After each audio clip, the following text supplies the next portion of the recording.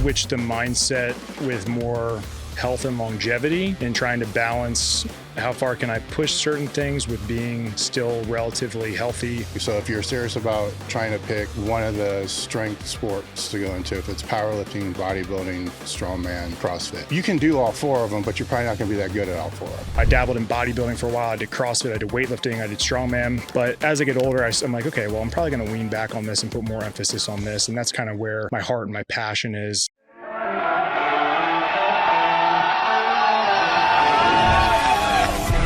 Sit down, keep it real, and cut the bullshit. Welcome to Table Talk. What's going on, guys? We're back with another episode of Table Talk. Today, my guest again is Joey Szatmary. I said that right. Szatmary. Szatmary. But hey, Father Close. Dave, we'll keep you know it. It's good though. After like 5 times, I should have figured it out. But it's become this running thing on the podcast that no matter if I know the person's last name, I screw it up. It's all good. Almost every time. I once said last with Allie last time it's half the time, but I'm going to say it's like 70% of the time. And I actually should just make it a thing where if it's screwed up, I'm going to always make it screwed up, even if it's like Smith. Someone called me Joey Sasquatch once. Sasquatch would be fitting. Yeah. So I was like, hey, we'll keep that would dedefinitely work. We'll roll with it. Yeah. So for those that don't know, Joey's been on the podcast before, former 2019 USS Strongman heavyweight national champion. So we're going to talk a lot about strongman competing, and a lacrosse strength and conditioning coach, and has dabbled around in gym ownership, the online space, content creation, online coaching, in all different areas. So a lot of this is just going to kind of be catching up, on what you're doing now and what's going on and things from there. And so we'll just jump off from there. So what's different now from when you were out last time? Trying to think when the last time I was out here was just myself and Kobe, and we came out. So I was wrapping up lacrosse season. So that was cool. We had a really good episode. We were talking about like finding the fire, that type of deal. Every time I'm here, I always leave with just new mindset, new goals type of thing like that. During that time, training was kind of at maintenance level. So I would say from then until about now, my training has been training a couple days a week, just enough to maintain. Didn't realize it then, but now I think it's a blessing in disguise because I think I'm so desensitized, but at the same time have a good maintenance base where for the last 10 weeks, I've been getting after it pretty hard. I'm going to probably compete in November for another strongman show, kind of just see how we feel.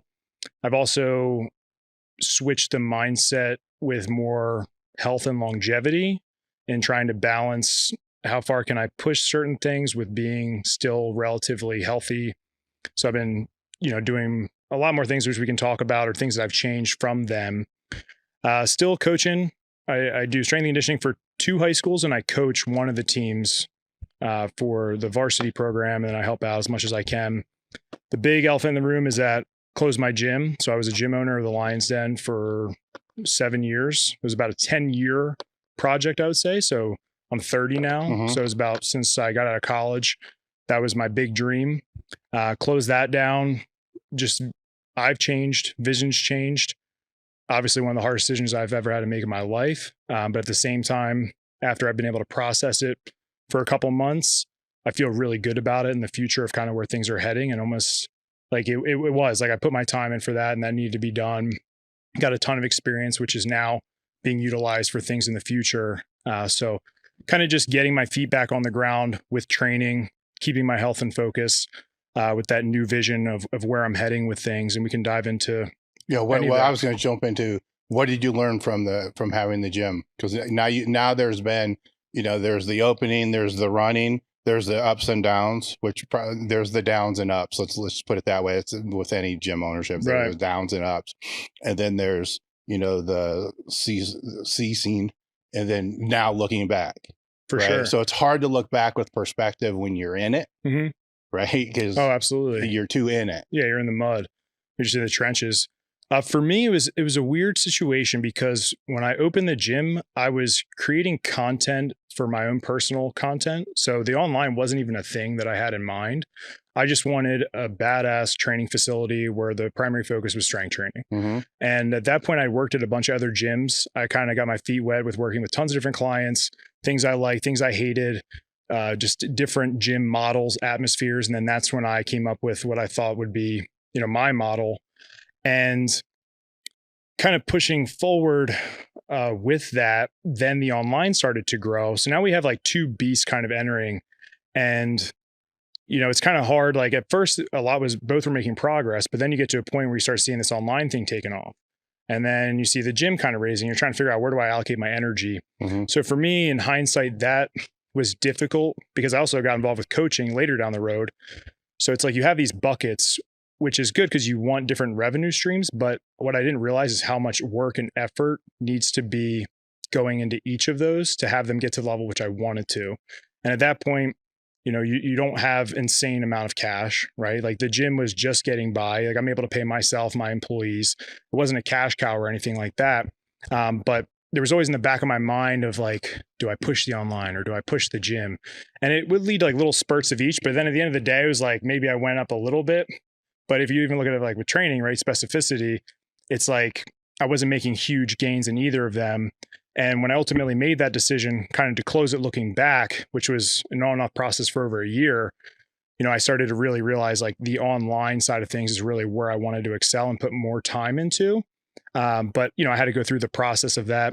The other thing, and I don't know how I'll sound saying this, is people are tough for me. Like dealing with people, like I love people. And if I love you more than anything, but I don't like bullshit. I don't like being fake. And when you run a business, it becomes to the point where you're taking in so many different people. So you're dealing with different personalities, all that type of thing. And that became stressful, I would say, on me.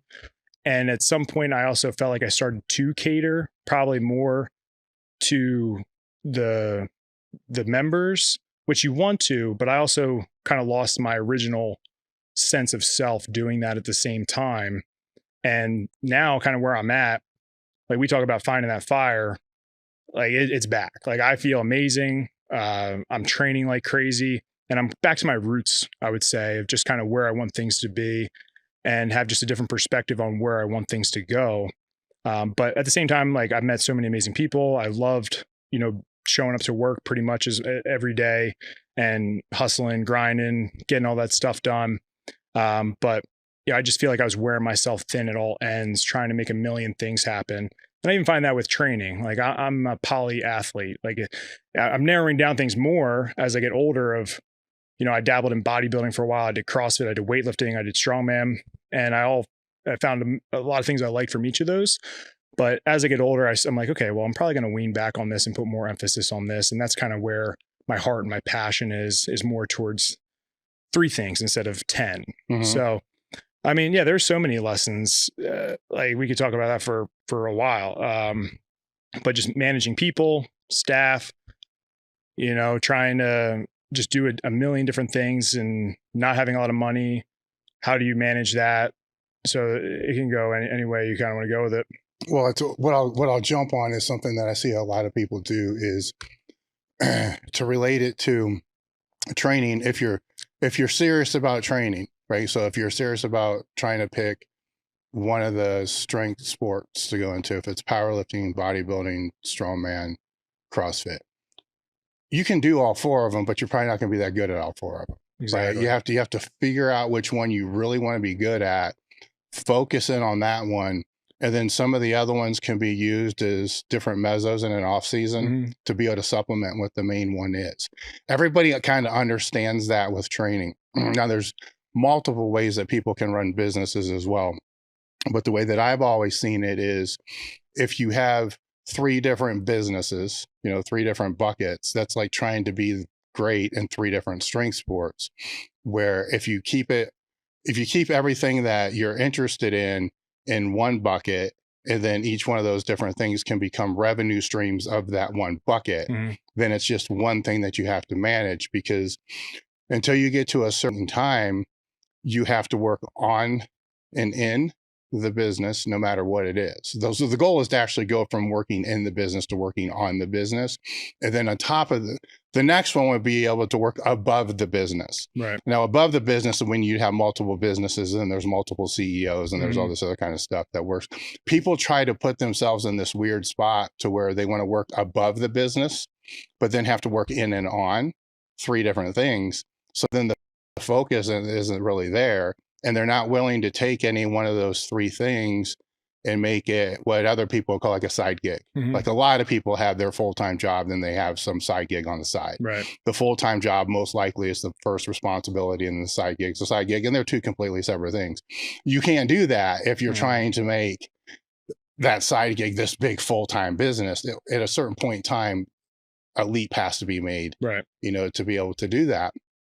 Because you also end up, if done correctly, now you're trying to manage 3 different income streams, 3 different profit and loss statements, 3 different taxes revenue streams, so 3 different companies with 3 different, it's all, it's a lot. It's already a lot just to begin with, where if it's just that one, then these other ones kind of serve that. So if the business has 8 different product categories, I know that back. That's what I do. So so I have product categories. I know what each product category the revenue should generate. And I also know if it falls under a certain revenue, we're done with our product category. For sure.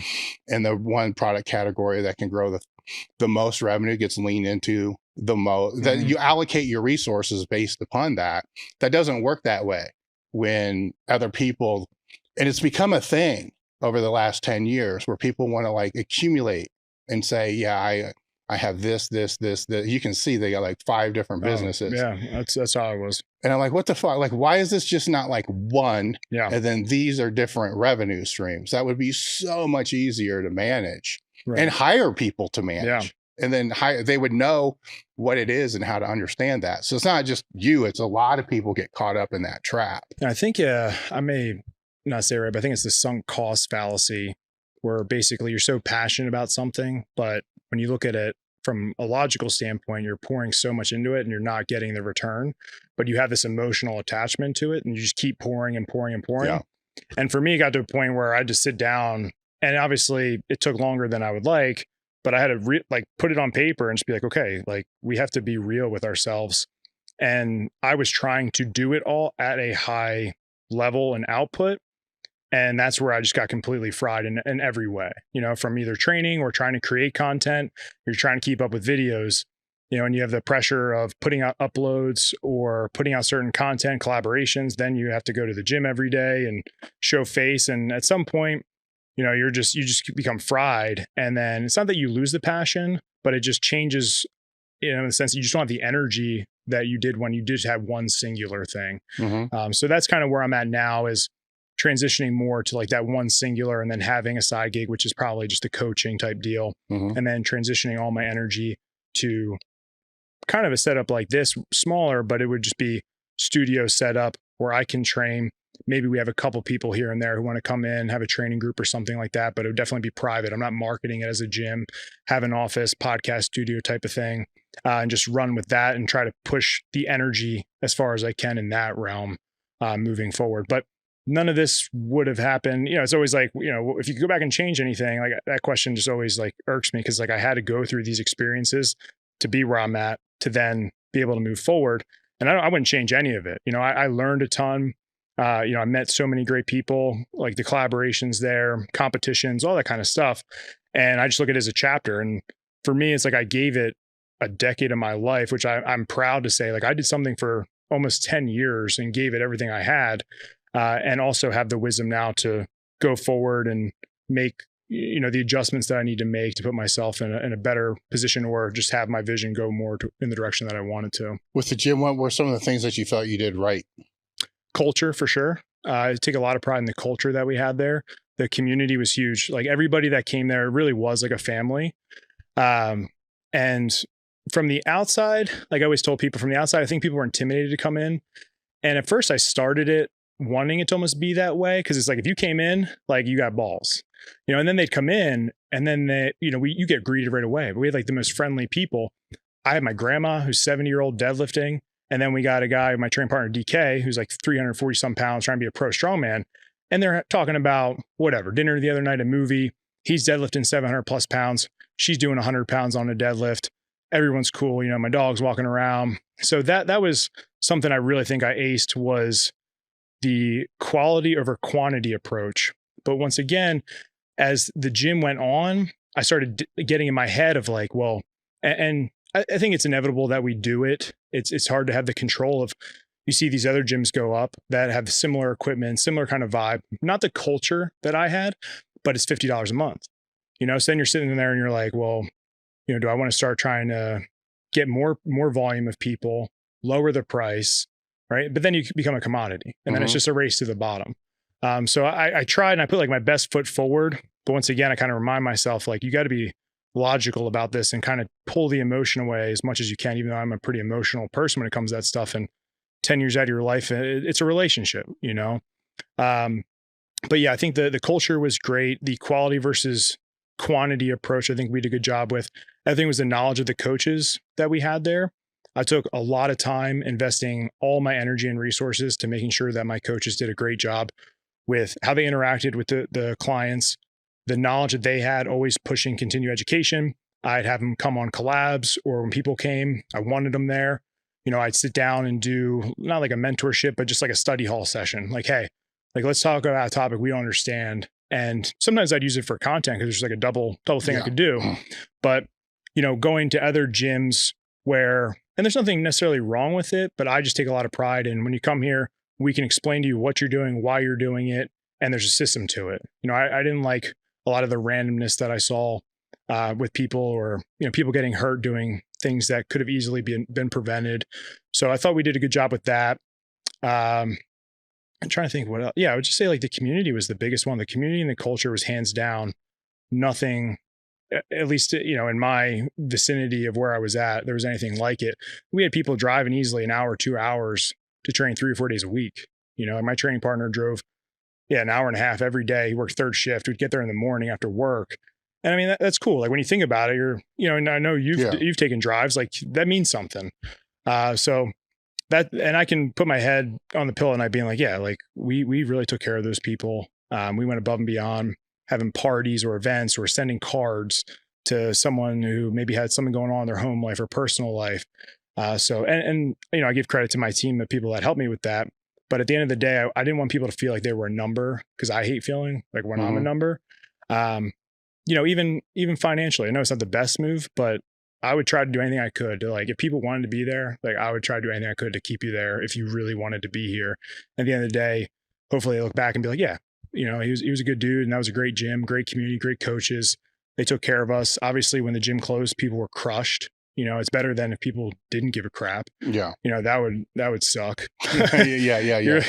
It was like, it sucks either way, but so yeah, we're going next door. I'd be like, fuck. Yeah. But yeah, so I take a lot of pride in that. But I think it just was trying to do too much at a high level and, kind of getting burnt out in the sense. And then now vision moving forward, I got a better picture and idea. Were you able to migrate a number of them to online? So I have the training app, which I have. So some people had just subscribed to the app, which was great. Other people, honestly, like, I helped them out. Like, I would just tell them, like, hey, like, these are the gyms in the area, and I want to keep relationships with the people as well. So sometimes we go out, we'll get food or do a social event and stuff like that. And I wanted everybody to know, like, it had nothing to do with the people there. That's like the hardest part. Like, these people become your family. So I never want to feel like I turn my back on them or anything like that. And that's like the hardest part to convey to people when you're like shutting something down. Is, this has nothing to do with you. This is something that I need to do. And in the grand scheme of things, it'll be better for everybody in a sense. But yeah, I keep in touch with them. We have, like, on Saturdays, I have like a Strongman Saturday at my house. So people show up, we line the streets with cars, we bring stuff out in the driveway, that type of deal. And it's cool because everybody still gets to connect. And I see on social media all the time, they're going out still and socializing, and that's cool. I will say one thing that did become difficult, and maybe you have experience with this, is that separation of church and state with the gym and the people. Because, like, you want to be family, but then next thing you know, you're sitting there having a beer with a couple, and you hear certain things. And to me, it was like, where's the fine line with that? Like, that became difficult as well, because you don't want to not show up to things, that you're invited to, because then they're like, why isn't he coming? He used to come around. But at the same time, you're there, and now you have cliques and you have he said, she said stuff. And I think that's just the nature of people, right? Like we just, that's if you get a bunch of people in a room together, there's going to be groups that navigate towards certain people and other people that don't. And over time, I'm a very non-drama filled person. And I try to just like look past everything. Like that just became draining as well. Because now you're like, all right, like how do I? And then you're in your head. If I don't show up, what are they going to think? If I do show up, what does that mean to other people? So it's kind of like figuring out what's that balance? Like, is there a balance? Like, how do you manage that? I don't know. People manage it in different ways. I grew up in family businesses. So, my grandfather always told me there's a separation, between, say a customer and business. Mm-hmm. And that line has to be drawn. Right. And the same way between business owner and employee, it has to be drawn. That's not to say that you don't give a fuck. You do. Right. You need to, you have to, but there's a line, and wherever that line is. So I knew that from the mm-hmm.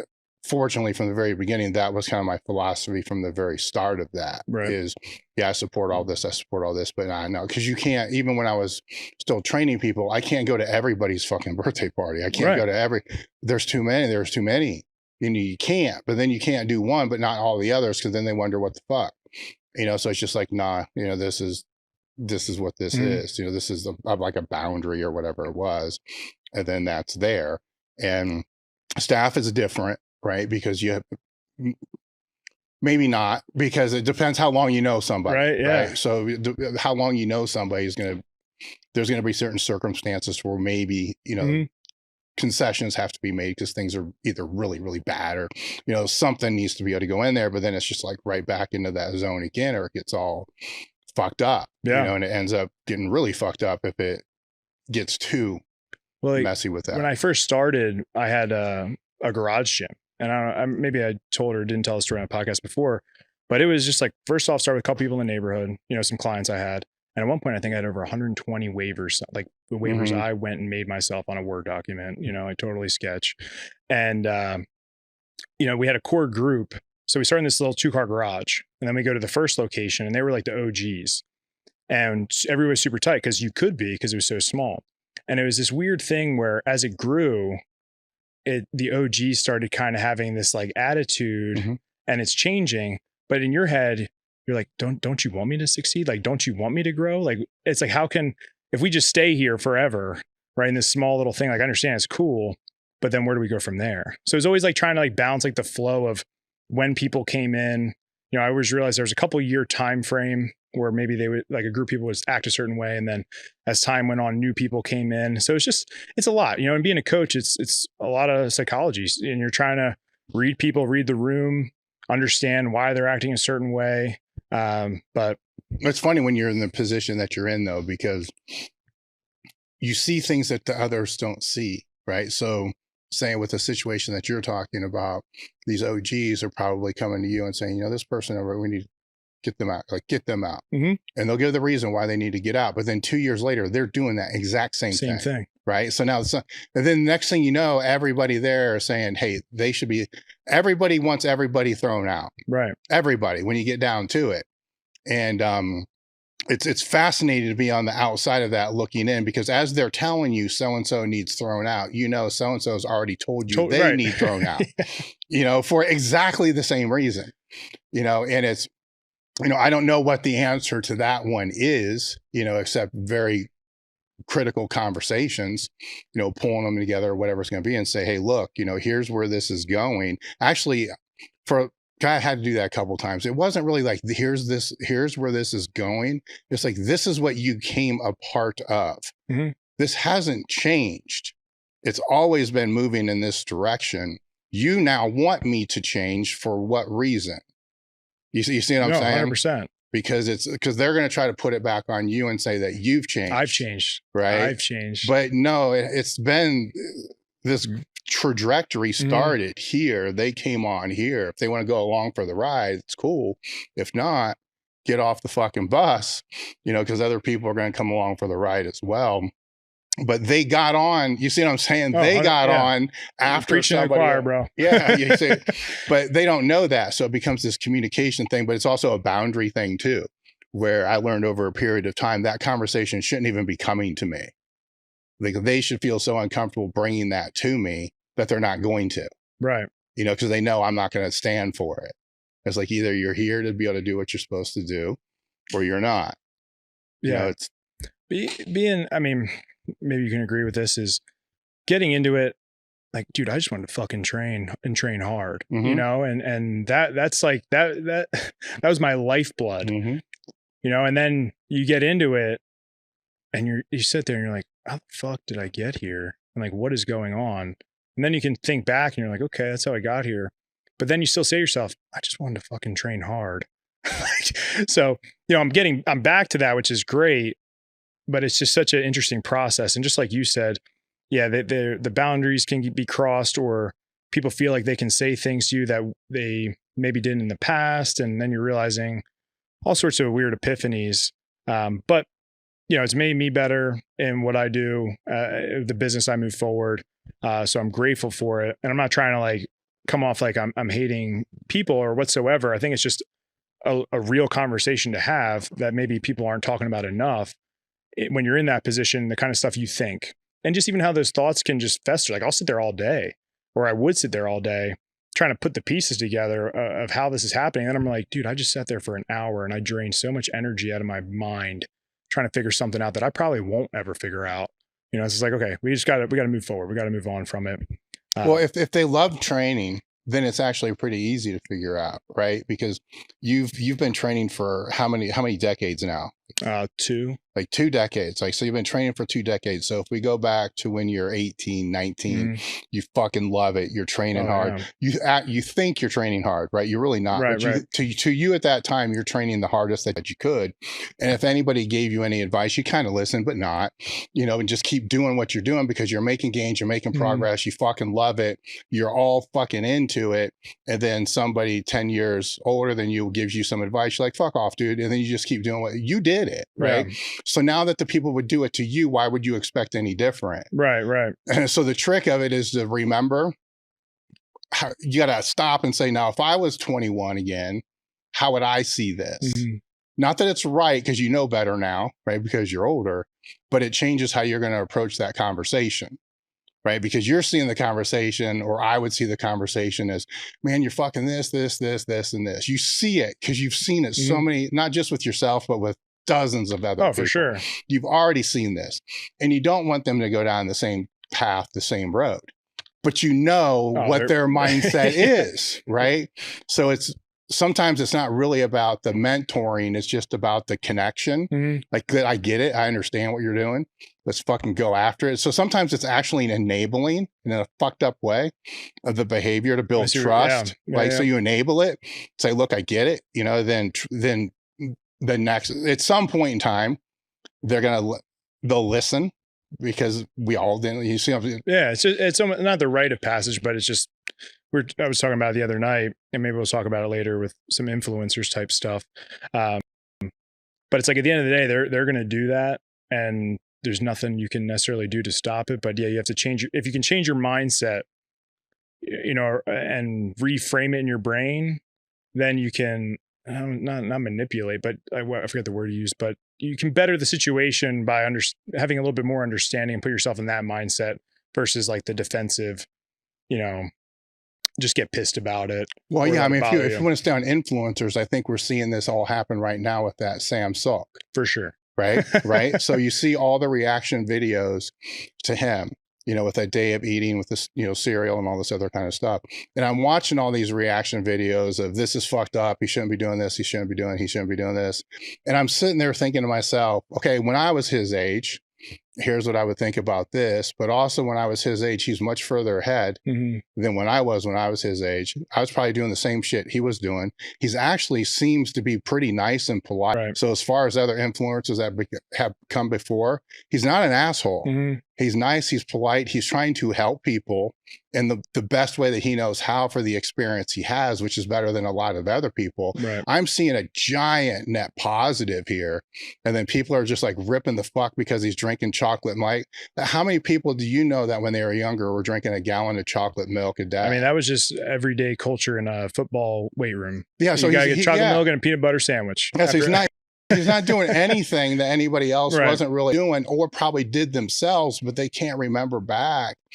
So, hey, I did probably worse. Mhm. Actually, I would say for most people, they did do worse because they weren't online They didn't, presenting right. themselves in a very nice, polite way to try to help other Right. people, and to show the journey. And here's the cool thing. If he continues doing what he's doing, yes, at some point, and this is one fucking day, by the way, but it's like one day of eating. So you don't know what the whole year looks like. So that's another stupid thing with the whole thing. But if he keeps on this journey and he keeps broadcasting it, and then we see that journey emerge over the next 4, 5, 6 years, think of every single time along your journey that you finally figured something out. Oh yeah. Like, man, maybe I shouldn't be drinking a fucking gallon of chocolate milk. Maybe I should be eating better whole foods all the Right. time. Then boom, you had this spike. For sure. Made great gains. Maybe I need to control the reps a little bit more. You made great gains. All those great gains are yet to come. And sometimes I wonder, like, why do everything perfect from the very beginning? Because you're hurting the gains that could come later on from correcting it. Then I would almost be tempted to go against everybody else and say, fucking Sam, keep doing what you're fucking doing. You're making progress. When you stop making progress, fix the reps a little bit. And then you're going to go to another level, right? Then you get that. There's so. I mean, we can dive deep into this. So the first thing to kind of piggyback what you said is it's a story arc, right? You don't want to watch a movie where this dude is just crushing everything the entire time, and there's no adversity whatsoever. Like we're not drawn to that. So from that perspective, yeah, if everybody, and I almost think in today's world, this is just my opinion, with all the evidence-based kind of stuff, and I'm not knocking evidence-based, I do love that and respect it, but we almost have a group of people who are just so focused on the perfection that they forget about just fucking going and training hard and figuring out, like you said, step by step, because then you're experimenting, you can learn, and you can keep growing and making these gains where sometimes, and I don't want to call them like nerds, but maybe I'll just call them evidence-based nerds. They're so focused on this perfect program or perfect this or perfect angle, and that's all they care about, that so many other concepts of just training. And I'm lucky enough that I started training when I was 13, so like literally it was you and a couple others that kind of started this whole thing, and you couldn't go online and research what you could today. And the research wasn't even there for today. So there's a lot more experimenting. There's a lot more trial and error. There's a lot more just watching dudes get after it. So I was able to kind of get in at that time and then fine tune later down the road. But it's like, if you keep looking for the perfect opportunity, perfect program, this, and that, like that doesn't happen. That doesn't exist.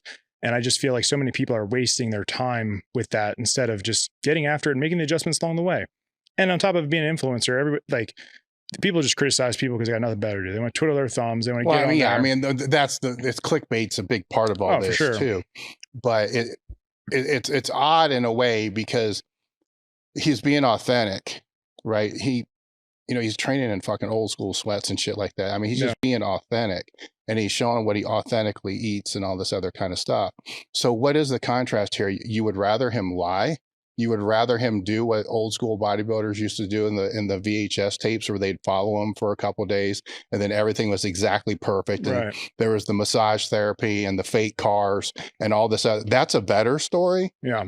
Or do you want the authentic story? So don't say you want the authentic story, then bitch when you see an authentic story. Right. It makes no sense to me. What makes sense is them talking about it drives clicks.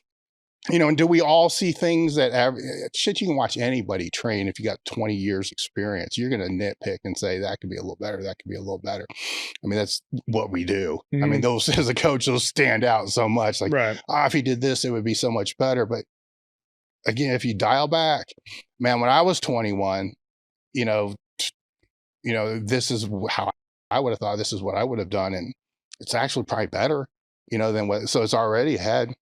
So I wanted to get your take on this. So he's a physique guy, bodybuilder. I think that's what he's. I believe so. I don't think. So I would be interested to see if he was a powerlifter or a strongman, if there would be a difference in the audience with what they thought about this. Because you look at strength sports, and to be honest with you, like, listen, dude's strong as fuck. Like, I'm not sitting there criticizing that he's eating French or whatever cinnamon toast crunch in the morning or drinking a gallon of milk. I'm more like, Oh yeah. dude, this motherfucker's strong as Yeah, balls. yeah. So I was just like, if he didn't do physique, like, would there be a difference in the audience with how they reacted to the video, regardless, of his eating? Like, his eating would just be the same. Because in my mind, I feel like if he was a strongman or a powerlifter, people wouldn't even care. They'd be like, dude, this guy looks like an animal, and that kind of was, I didn't know if you had a take on that. Like, not at all, because I haven't watched enough to really know either. I don't think it's known. I think he's just training to get jacked. Yeah. That's all it is. Whatever the future is, I don't know. Right. Fwad sponsors him, so maybe he knows. I don't fucking know. But that actually does determine a lot of the critique as well. Because if I'm looking at it from a training perspective and it's, a bench or something like that, there's some things that can probably be, right, tightened up, that should be tightened up at a younger age, so you don't have to deal with it older, so you don't have to fix those technical issues at a longer period of time. Where if it is strongman, there's some training that needs to radically change for sure, from what's being done there. But it's just, the thing that's most interesting to me is he's authentic and he's being criticized for being authentic. Right. Which is, you can't win. If you're trying to appease the critics, you never win. So that's the moral of the story. I think the sooner you can grasp that, the better off you'll be. Like, I was with my buddy last night and we're sitting in a hotel room and he's like, did you see the article that they wrote about you when you tore your bicep on so-and-so? And I was like, no. So he's reading off the paragraph to me. And this guy's just blasting me, calling me an idiot for, hopping in, doing something like a preacher curl and tearing my bicep. And I'm like, it's so easy for someone to just go on there and do that and say whatever, when there's way more to it, first of all. Second of all, let's go through your life and let's pinpoint all the mistakes you've ever made, regardless if they were intended or not, and put you out in front of everybody. Now, like, the 21-year-old me would be freaking out, like, wanting to go after this troll. Now we're like cracking up. We're laughing. I'm like, this is the best thing ever. One, because it's publicity. So just like the Sam kid, right? Tons of engagement. The biggest guys I know on fitness are, go whatever is good or bad. This kid's going to blow up. We just talked about it. Yeah, we're talking about it. We're promoting, that whole thing. But yeah, like, the sooner you can realize that, the better off you'll be, because no matter what, people are going to nitpick. They're going to criticize you for whatever they can find. I will say the only thing with him that I do get, I don't want to say worried about, is just his audience is teenagers. And as being a high school coach, like, when I come in the weight room, it was last year. What was the rave? Liver King. And outside of that, it was Andrew, right? And I'm not trying to get political or say my thoughts on it, but you have to understand that you do have influence, on your audience, and you are also making money. So with him, if I could make any critiques or changes, I would probably say, hey, this is what I'm doing. This is for me. You guys got to figure out what works for you or something. Because I know the high schoolers I work with are going to be drinking more milk, more, French toast crunch in the morning, that type of thing. So they may do that regardless, but with his audience being so young, maybe just kind of come out there a little bit more. And I'm not saying he has to say either, like, maybe the stuff he's doing, behind closed doors in the terms of training, but there maybe needs to be some sort of understanding. Like, I can also do this because of other things going on, which from my understanding, it makes it more understandable. Like, you're taking in a ton of certain sugars and carbs, and me knowing what I know, I'm like, okay, I understand that. But when you got a 15 to 16-year-old kid, I'm trying to set them up for success at a high school level. There's got to be some sort of medium ground to just kind of balance that out a bit. Cause I just don't want to see them, go too hard, but at the same time, they have to make the mistake. So it becomes this like, well, there's another side that's a good side, because if you overhear them speaking about that, they're going to know what you think. Oh yeah. 100%. Yeah. So now this person just created interpersonal dialogue with somebody sitting right in front of you that's going to have more meaning than anything they're going to see That's online. true. That's true. About topics that they probably otherwise would never have brought up. Right. Nutrition, for instance, you can pound it in your kids all day long and they're never going to listen. But now they brought it up to you because they're interested in this. Now you set up a different place for this to be talked about. Right. Andrew Tate saying the same way. So say if they say this, or whatever it is, and then it brings up this conversation that you're having with them, that's real coaching. The other part, the X's and the O's aren't real coaching. So if these people can create this environment that creates dialogue for that real coaching, I see that as a net positive, right? Now, if that doesn't happen, say they just do that, and then the kids just blindly do whatever they're going to do. Put on 30 pounds this summer, Johnny. Well, they're going to do it. They're still going to find, we all found it, right? So they're all still going to find it. You know, HIIT training now is on its upswing again. Oh, again. Right. So it's I've been waiting for 3 years. I've been saying on the podcast I think for you 3 said years. this 3 years ago. We were talking about this. Yeah. I'm like, it's going to come. You did bring this up. Yeah, it's going to come. Well, you know, here it is. You know, cool. So now that brings up that conversation. Like, what do you think about this, this, and this? And now how cool is that? Right. Because now you're talking about something that's essentially just training methods. And then you can branch that off into actually speaking about mesocycles, periodization, and what training actually looks like long term. Try to do that in any other way. Right. And it's also too, like I train, right? They have kids and they love training, and the kids aren't really into training, and they come and talk to me, you know, hey, how can I get them? And I usually just tell them, like, you just keep doing what you're doing, and eventually there may be some day where they're peaked and they may ask you, hey, Dak, I come to the gym.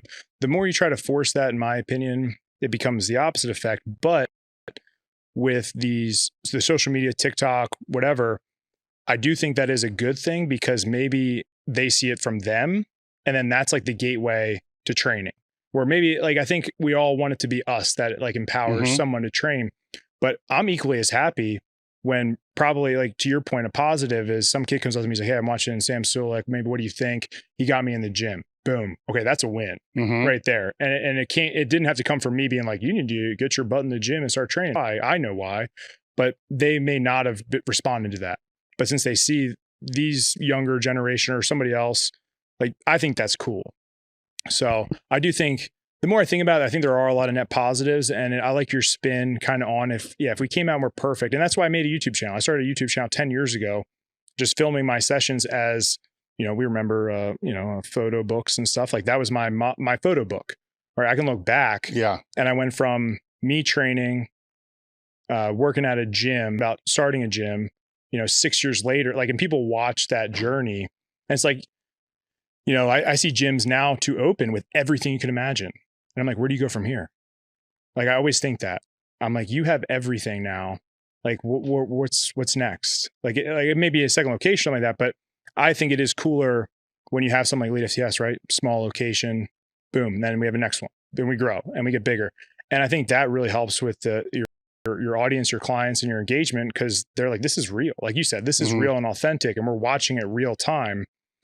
So yeah, I think there are a lot of net positives. I think he's going to do what he's going to do.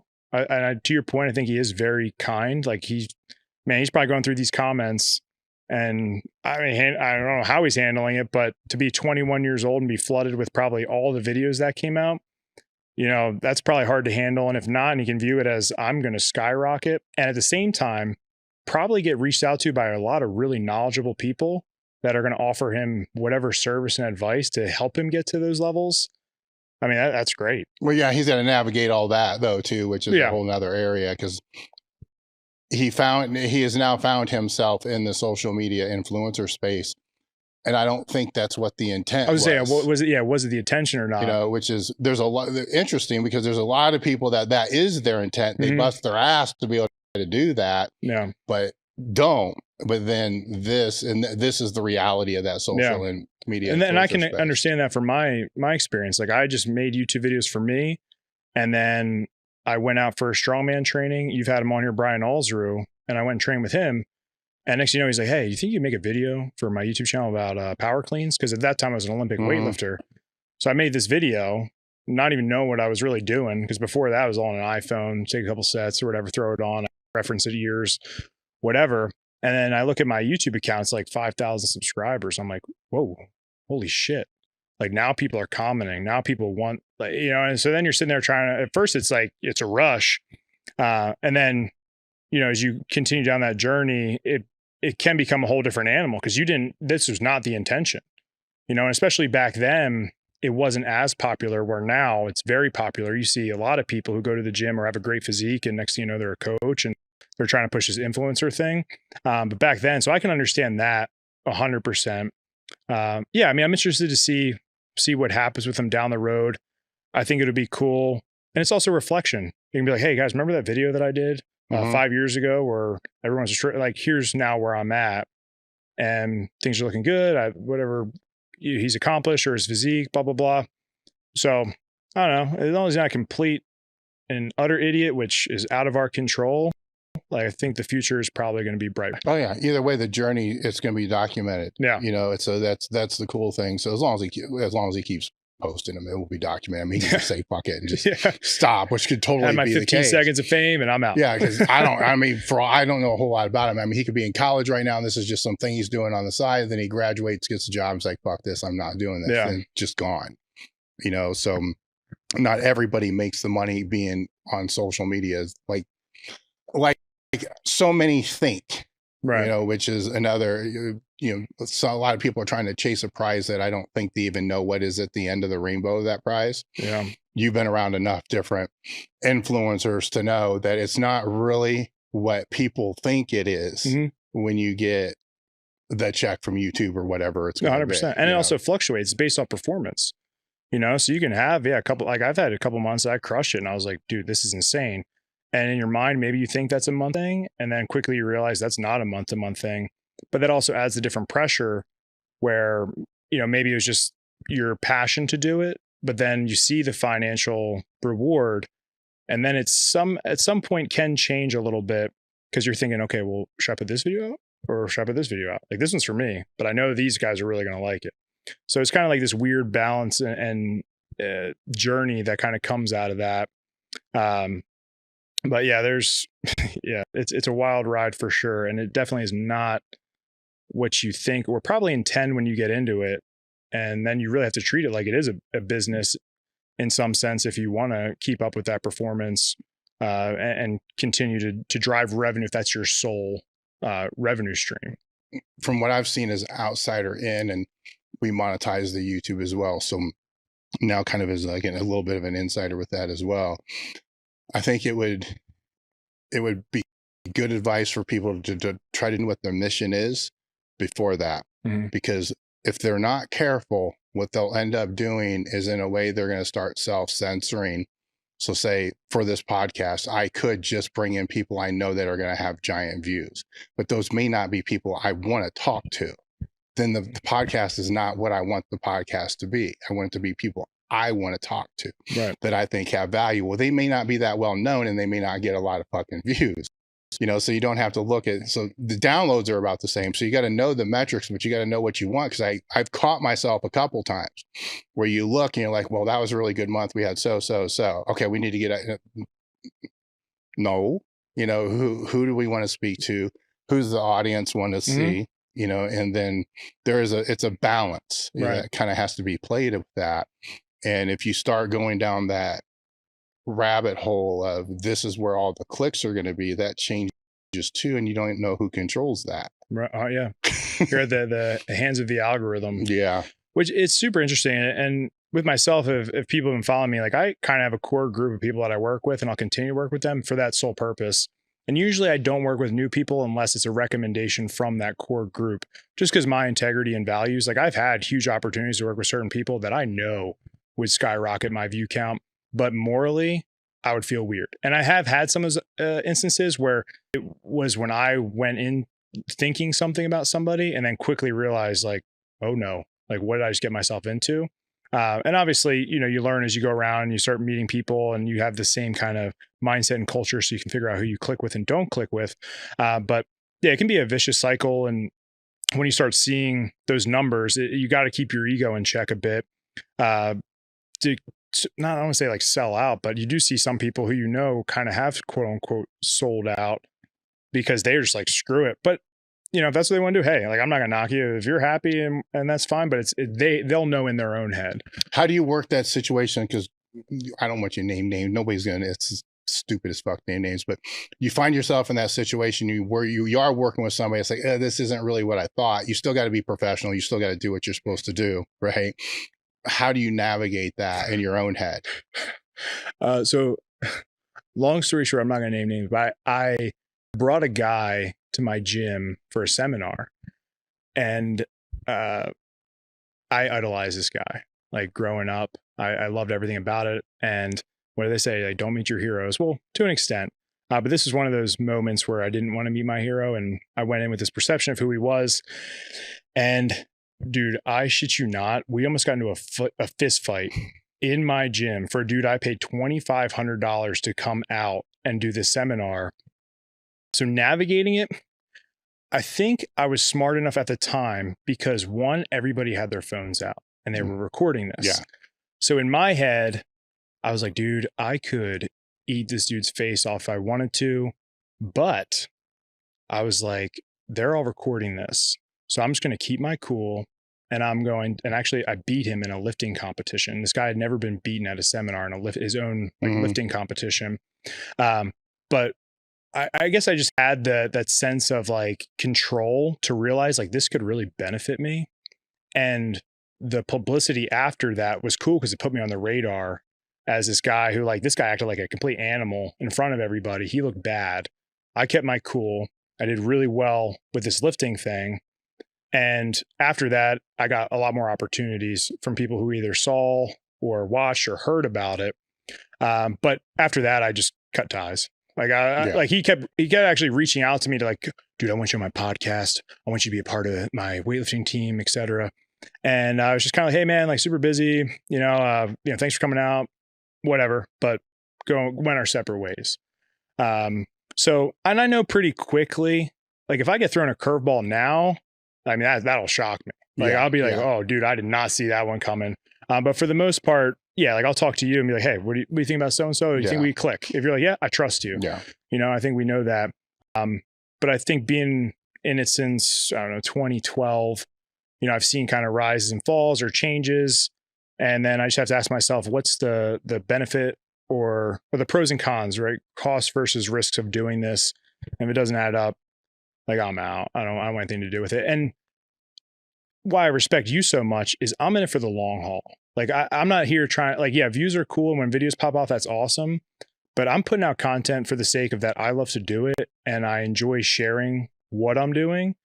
And I'm going to do it the rest of my life in some capacity, so I don't necessarily I'm not looking to be the 15 seconds of fame, even though we do get that. And I think I had that peak a couple of years ago. And for me, I'm kind of just coasting, but I'm always trying to stay there. I'm cool with being right there, but I'm cool with being like, you have me on 10, 15 years from now and being like, dude, like I've been here enough times that we have a reputation and I'm still doing the same shit, maybe a little bit differently. But I try to think macro in that sense. And that's even with lifting, people the other night when we read the article, they're like, that's why he stopped doing strongman because he tore his bicep. It's like, no, because I had to fucking recover from tearing a bicep. I'm getting back in November, dude. Like I may not be a podium for worlds, but I just love strongman. So I'm going to keep doing strongman as long as I can, So that's kind of just my philosophy. And I figure if you can do that and stay true to yourself long-term, I'll be happy and content with what I'm doing. I think it's a different game. If you're playing in the industry for long term, it's a completely different game than if you're trying to play that short term. Because some people in the short term do, I would say, even better than people in the long term, right, financially. Yeah, actually, without a doubt. But the odds are very, very. The odds are bad either way. If you really think it through, the odds are bad either way. But it's really what you want, right? Because if what you want is if you get that short term, and then the next thing you know, it's like, well, fuck, now I'm 28. What am I going to do? Mm-hmm. They can't reinvent themselves because they're known too deeply as this character or whatever it is. And a lot of times it is a character because it's not them, right? Then when they reinvent the character, it doesn't work. When it's authentic, it can go long over a period of time, but it will have, the way the message is going to have to be able to fit the audience, the demographic, and all the other stuff. The trick is you always still, because your demographic gets older with you. Right. Right. So as you get older, so does that first demographic that is like following you. But there's still a younger demographic that if you don't fill that younger demographic, you can't fill the attrition rate that's leaving with the older people that just quit training for whatever reason. They're not interested. They go do something else. They die, whatever it's going to be. Yeah. You know, so there still is kind of a blurring of both of those things that are in there. And I still think authenticity is the biggest thing, you know, and being I don't want to say be flexible. I actually fucking understand if it's in the training sphere, actually understanding training. It's as simple as that fucking sounds. You know, as well as I do, a lot of people fucking don't. Right. They don't understand just basic strength and conditioning training. Like they don't read fucking Israel's, you know, fucking strength book and hypertrophy book. Guy's an idiot. You know, you see what I'm saying? Well, that's I'm naming that because it's digestible. No, I mean, sure. I can go way back and say, here's the books that they should read, but they're not going to. You know, those things are digestible just to learn fucking periodization, how to peak for a sport, what all these things look like. And for years, I've always said, learn how to do linear periodization, learn how to do block periodization, learn how to do get periodization, and then learn how to do bodybuilding training. And then once you do all that and you spend enough time, you don't need a lot of time, but enough time in each one of them, you start thinking, wait a fucking minute. They're all kind of linear. Right. They're all kind of blocked. And then you start to fucking understand. Like, so when like the HIIT thing comes back, you're like, okay, I get this. It could be a block. It could be a way you train certain exercises. Right. And you can explain that better. The people that get in this industry that just find one method, because that's essentially what it is, then they attach themselves to it. They become defined with that. Yeah, the identity. They're fucked. Yeah. Because when that method goes away, then either they got to say, look, I was wrong, right? Or I was ignorant. I mean, if they're honest, they could probably pull it off. Right. They don't. Yeah. You know, that method just becomes not popular. Then they become not popular. Then they got to wait till it comes back up again. And then usually in that 5-10 year time period that took for the next thing to come back up, now they're not relatable to the 20-24-year-old demographic that just found it. So they're like, who the fuck is this dude? Right. You know, so they rely on dead people like Mike Metzer now with it. You know, so those videos pop up because where's the influencer? You know, where's the statesman for it? Yeah, 100%. You know, fortunately, I think most statesmen that would be for that aren't going to jump up there because they're going to get pulverized by the people that understand strength and conditioning fully. So they won't, because, or maybe this would be a good thing. Maybe they all do understand strength and conditioning and see that this can be a component, you know, of the overall training. And there's a lot of things you said that have really hit home with me. One of them was the example of how we go through like the education system, for example, right? And we know you go through elementary school, middle school, high school, 12 plus years of schooling. And I would say 90% there's some outliers who don't care, are cool with that. And they do it. And with training, it's weird because there's so many people that I've known, probably way more with you, that hit that spurt for a couple of years and then you like never see them again. And what I think, if you're in it for the long haul, you need to, like you said, understand strength and conditioning and the components of it, the different programming styles, because your career for the long haul will be in seasons. And you have to understand when to utilize certain attributes or programming styles to be around for the long haul. And I always say to people, you know, I don't claim to be an expert. I'm very passionate about this and I know a good amount of it, but I'm 30 years old. I'm still experimenting, man. Like I was telling my buddy, I was like, I've never ran a conjugate program. Like I've come to you and I'm like, put me through a conjugate workout. I've never actually done it, but that's cool to me because I'm like, dude, there's still so much to learn. Like I need to give that a shot and take what I can utilize from that, because as I get older, as I accrue mileage, there's principles that I can take from all these different philosophies to keep my passion still going as long as possible. And a lot of people do get stuck with that identity and that's all they have. And then either say they lose, at some point they get older and they lose their strength and all they knew was that one thing. Well, then what? Like that, then where do you go? And that leads people to a lot of identity crisis. So for me, it's just like, I like being the scientist, hey, let's try this, let's try that. I want to learn a bunch of this. And then I think, down the road, you have that experience and you can just share what you're learning. And I try to always do things in an approach of like, I'm just trying this. If you guys want to try it, cool. I'm not here to preach it as this is the best or the only. And I do find that there's still some people that are trying to do that because it sounds good, it looks good, it's clickbaity. If you can make yours look superior in any way, like it's going to get engagement for sure. But then, like you said, when you realize that you look at it all, like you said, there's a linear progression, progressive overload, specificity. Yeah. Like it comes down to these basic. It all does. Yeah. And so I don't think that you have to run all these different things. You just have to have a basic understanding of what comprises a strength and conditioning program so you can have the conversation with people who would know more than you to be able to understand and actually ask the right questions, right? Instead of just asking somebody, so what do you think of this? Like, so what do you think of training to failure? Like that's a question I'm getting asked a lot now because of all this. Like, what does that even fucking mean? Exactly. Like, so let's break this down. Like, what is failure? Tell me what that is. Because to some people, that's like all the reps after, like strip sets and shit. Like, what is this? Let's define this. Now, somebody who's actually looked into a small degree of strength and conditioning, we can agree on what that is. I don't care where the starting point, as long as we can agree on what that is, to that person, then there's a conversation to be had that will be beneficial to that athlete or that coach or whatever it is, instead of just continuing with a conversation talking about failure with people that have two entirely definitions in their head on what that is. Volume's another one. Right. You talk to me about volume, in my brain, it sets times reps. Some other people, that's workload. So load. Yeah. So let's define, you can't. We have to be in agreement. You have to be in agreement if we're going to talk about this in a way that wants to be productive. Now, just general talk, whatever, small talk, how's the weather? It's stupid shit like that. It's not going to go anywhere. It's just small talk. It doesn't matter. But and that doesn't take a whole lot of work to be able to understand these basic principles that a lot of people don't, because they just say, well, my coach does all that, where that's fine if they're just recreational lifters, personal training clients, that's probably better.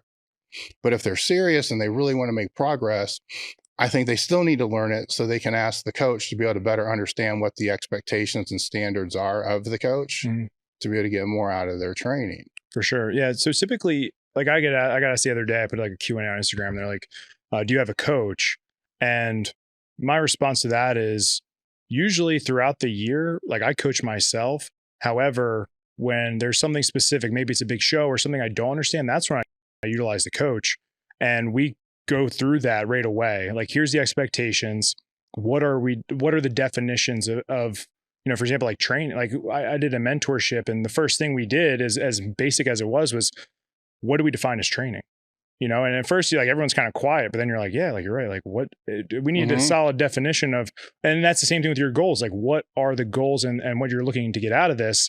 And I think that's where the relationship comes into play. And I think a lot of people who are coaches maybe want it for the long term or expect the coach. And like you said, recreational, that's fine. Yeah. But you have to get to a point where even as a coach, like, hey, we've accomplished this goal because we set the goal. You should be good maybe on your own now for a period of time. But if you need me, I'm here and you can utilize that when you do need it. So that's kind of how I look at coaching. When I have a big prep coming up, and I need to reach out to like, Mike Isertel for something, or he knows somebody for water cut stuff I don't have a lot of expertise in, I can utilize that resource. I can learn. Maybe I experiment down the road myself, but that's what I'm looking for with coaches. So it's like an on and off type thing. And our relationship, it gets better and better as time goes on, because now you have history of the client, you have that relationship, you can kind of pick up where you left off. So I think it's good as a coach and a client to understand the expectations and just the definition of what you're talking about, what you're trying to get out of this. Otherwise, you got to map point A to point B, but there's no course really. Like, you're just trying to navigate through murky waters. Maybe you get there, maybe you don't. But that's just something. Yeah, I definitely agree with, especially when you're having conversations. Like, we need to come up with the same definition, and then now we can actually get somewhere with increasing our knowledge or knowledge transfer, at least, and understanding of where we're coming from in the conversation. And then where you're going. Another flaw that I've seen a lot is what's the goal? What's the objective? then what are the metrics to determine if you're going there? Because usually like the objective will usually be, well, I want to get stronger. Okay, so what does that mean? I want to get bigger. I want to do this meet. They're very, very basic objectives. Like what let's narrow that down, and then how do we know if we're making progress to getting closer or further away? Again, that's not even important with my Gen Pop clients and shit like that too. There has to be something to be able to go in that direction that's not so subjective, like, well, how you look in the mirror. What the fuck does that mean? Right. They can look different in the mirror, but their mood's going to affect that. Yeah. There's so many things that go with it. Yeah, there's a lot of fucking things that can affect I look this way, but I feel like a turd. Yeah. Well, we didn't clear that up. You didn't want to feel like a turd? Yeah, Like, we should probably address that before we get started. You said you were considering going or that you were going to compete in November in Strongman. So that's, I assume, still in the heavyweight class. Yeah. So, well, crazy. I think the heaviest, you see me at my heaviest and I think my leanest. The first time I came here, I think I was just under 240. I was like pretty shredded to the gills. I was actually working with Mike Isertel, doing a lot of hypertrophy training. It was right after the bicep tear. I was going to go to OSG for the 105, and then the bicep tear that we changed goals with that. The heaviest I got to was about 285.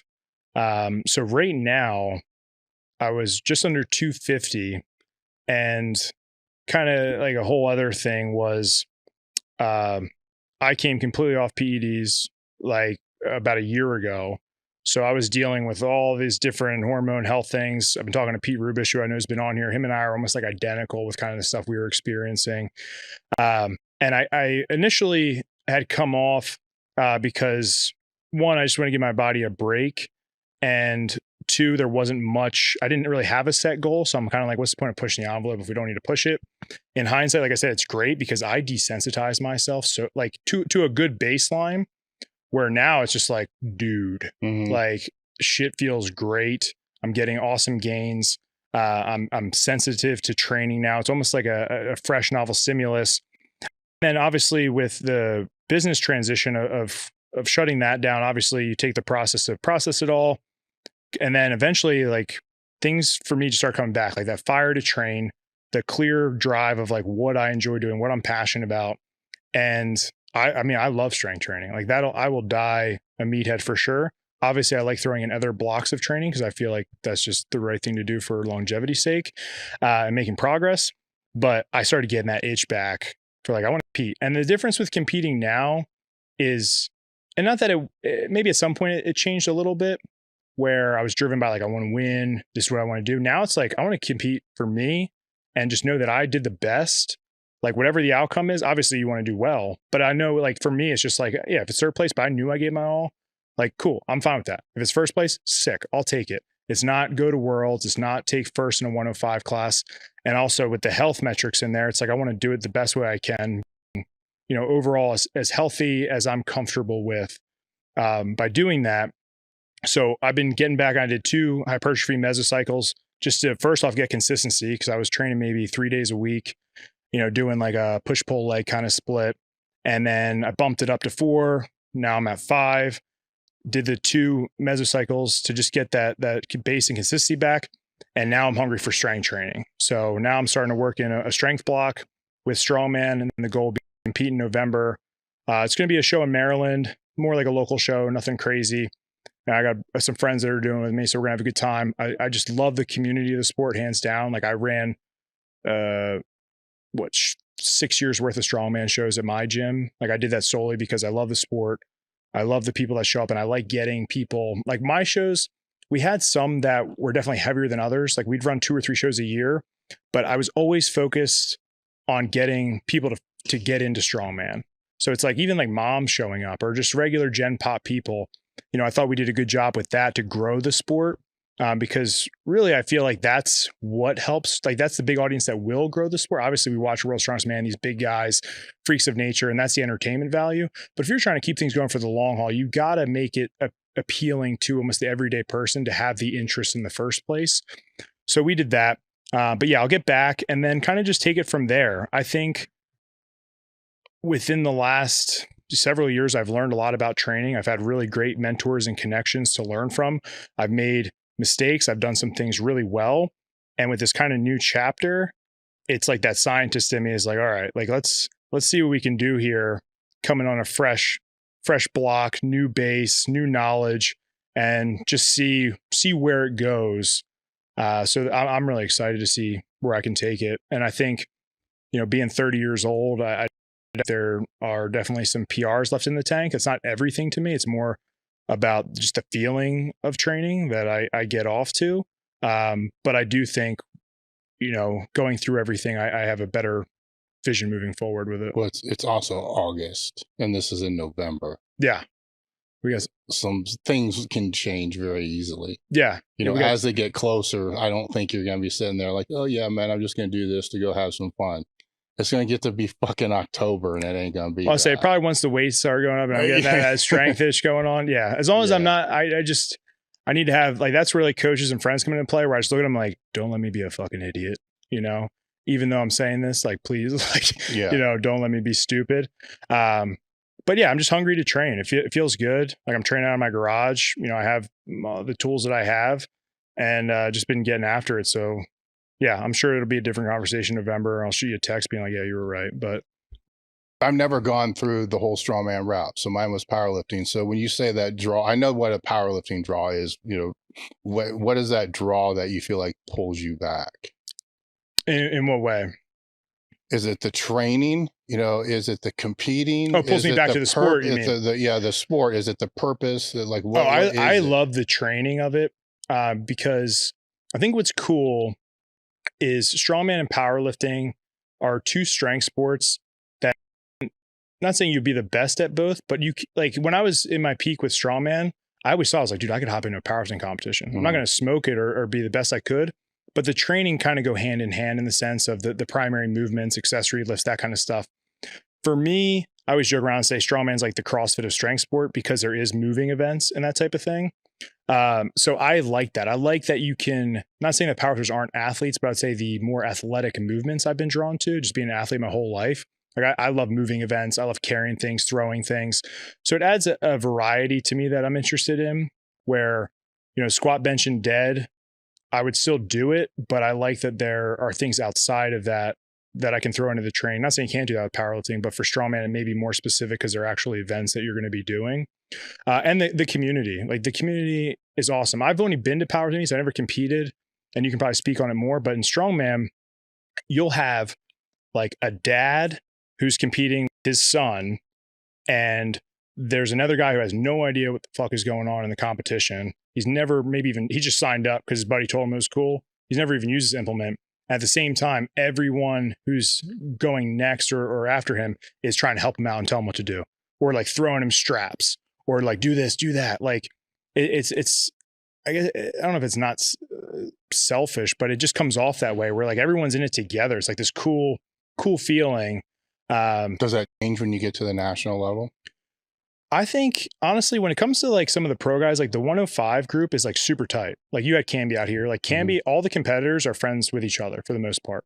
And I feel like if you're not friends with them, like it's kind of like maybe something's wrong with you. You got to look in the mirror. But for the most part, even watching Shaw Classic, all those dudes are hyping each other up, slapping each other on the back. I'm sure there may be some, internal beef, or maybe obviously people want to win. Yeah, there always is. But when you get to that level too, you start competing with the same people and over again, which may be similar with you in powerlifting, where you kind of end up knowing these guys, in some sense. You do, but my question would be, if that's the case and that becomes repetitive over a period of years, do you lose sight of what you were talking about, why people got in it in the first place? Because you don't see that anymore. Right. For me, it's I've been able to have that clear vision of the love for it.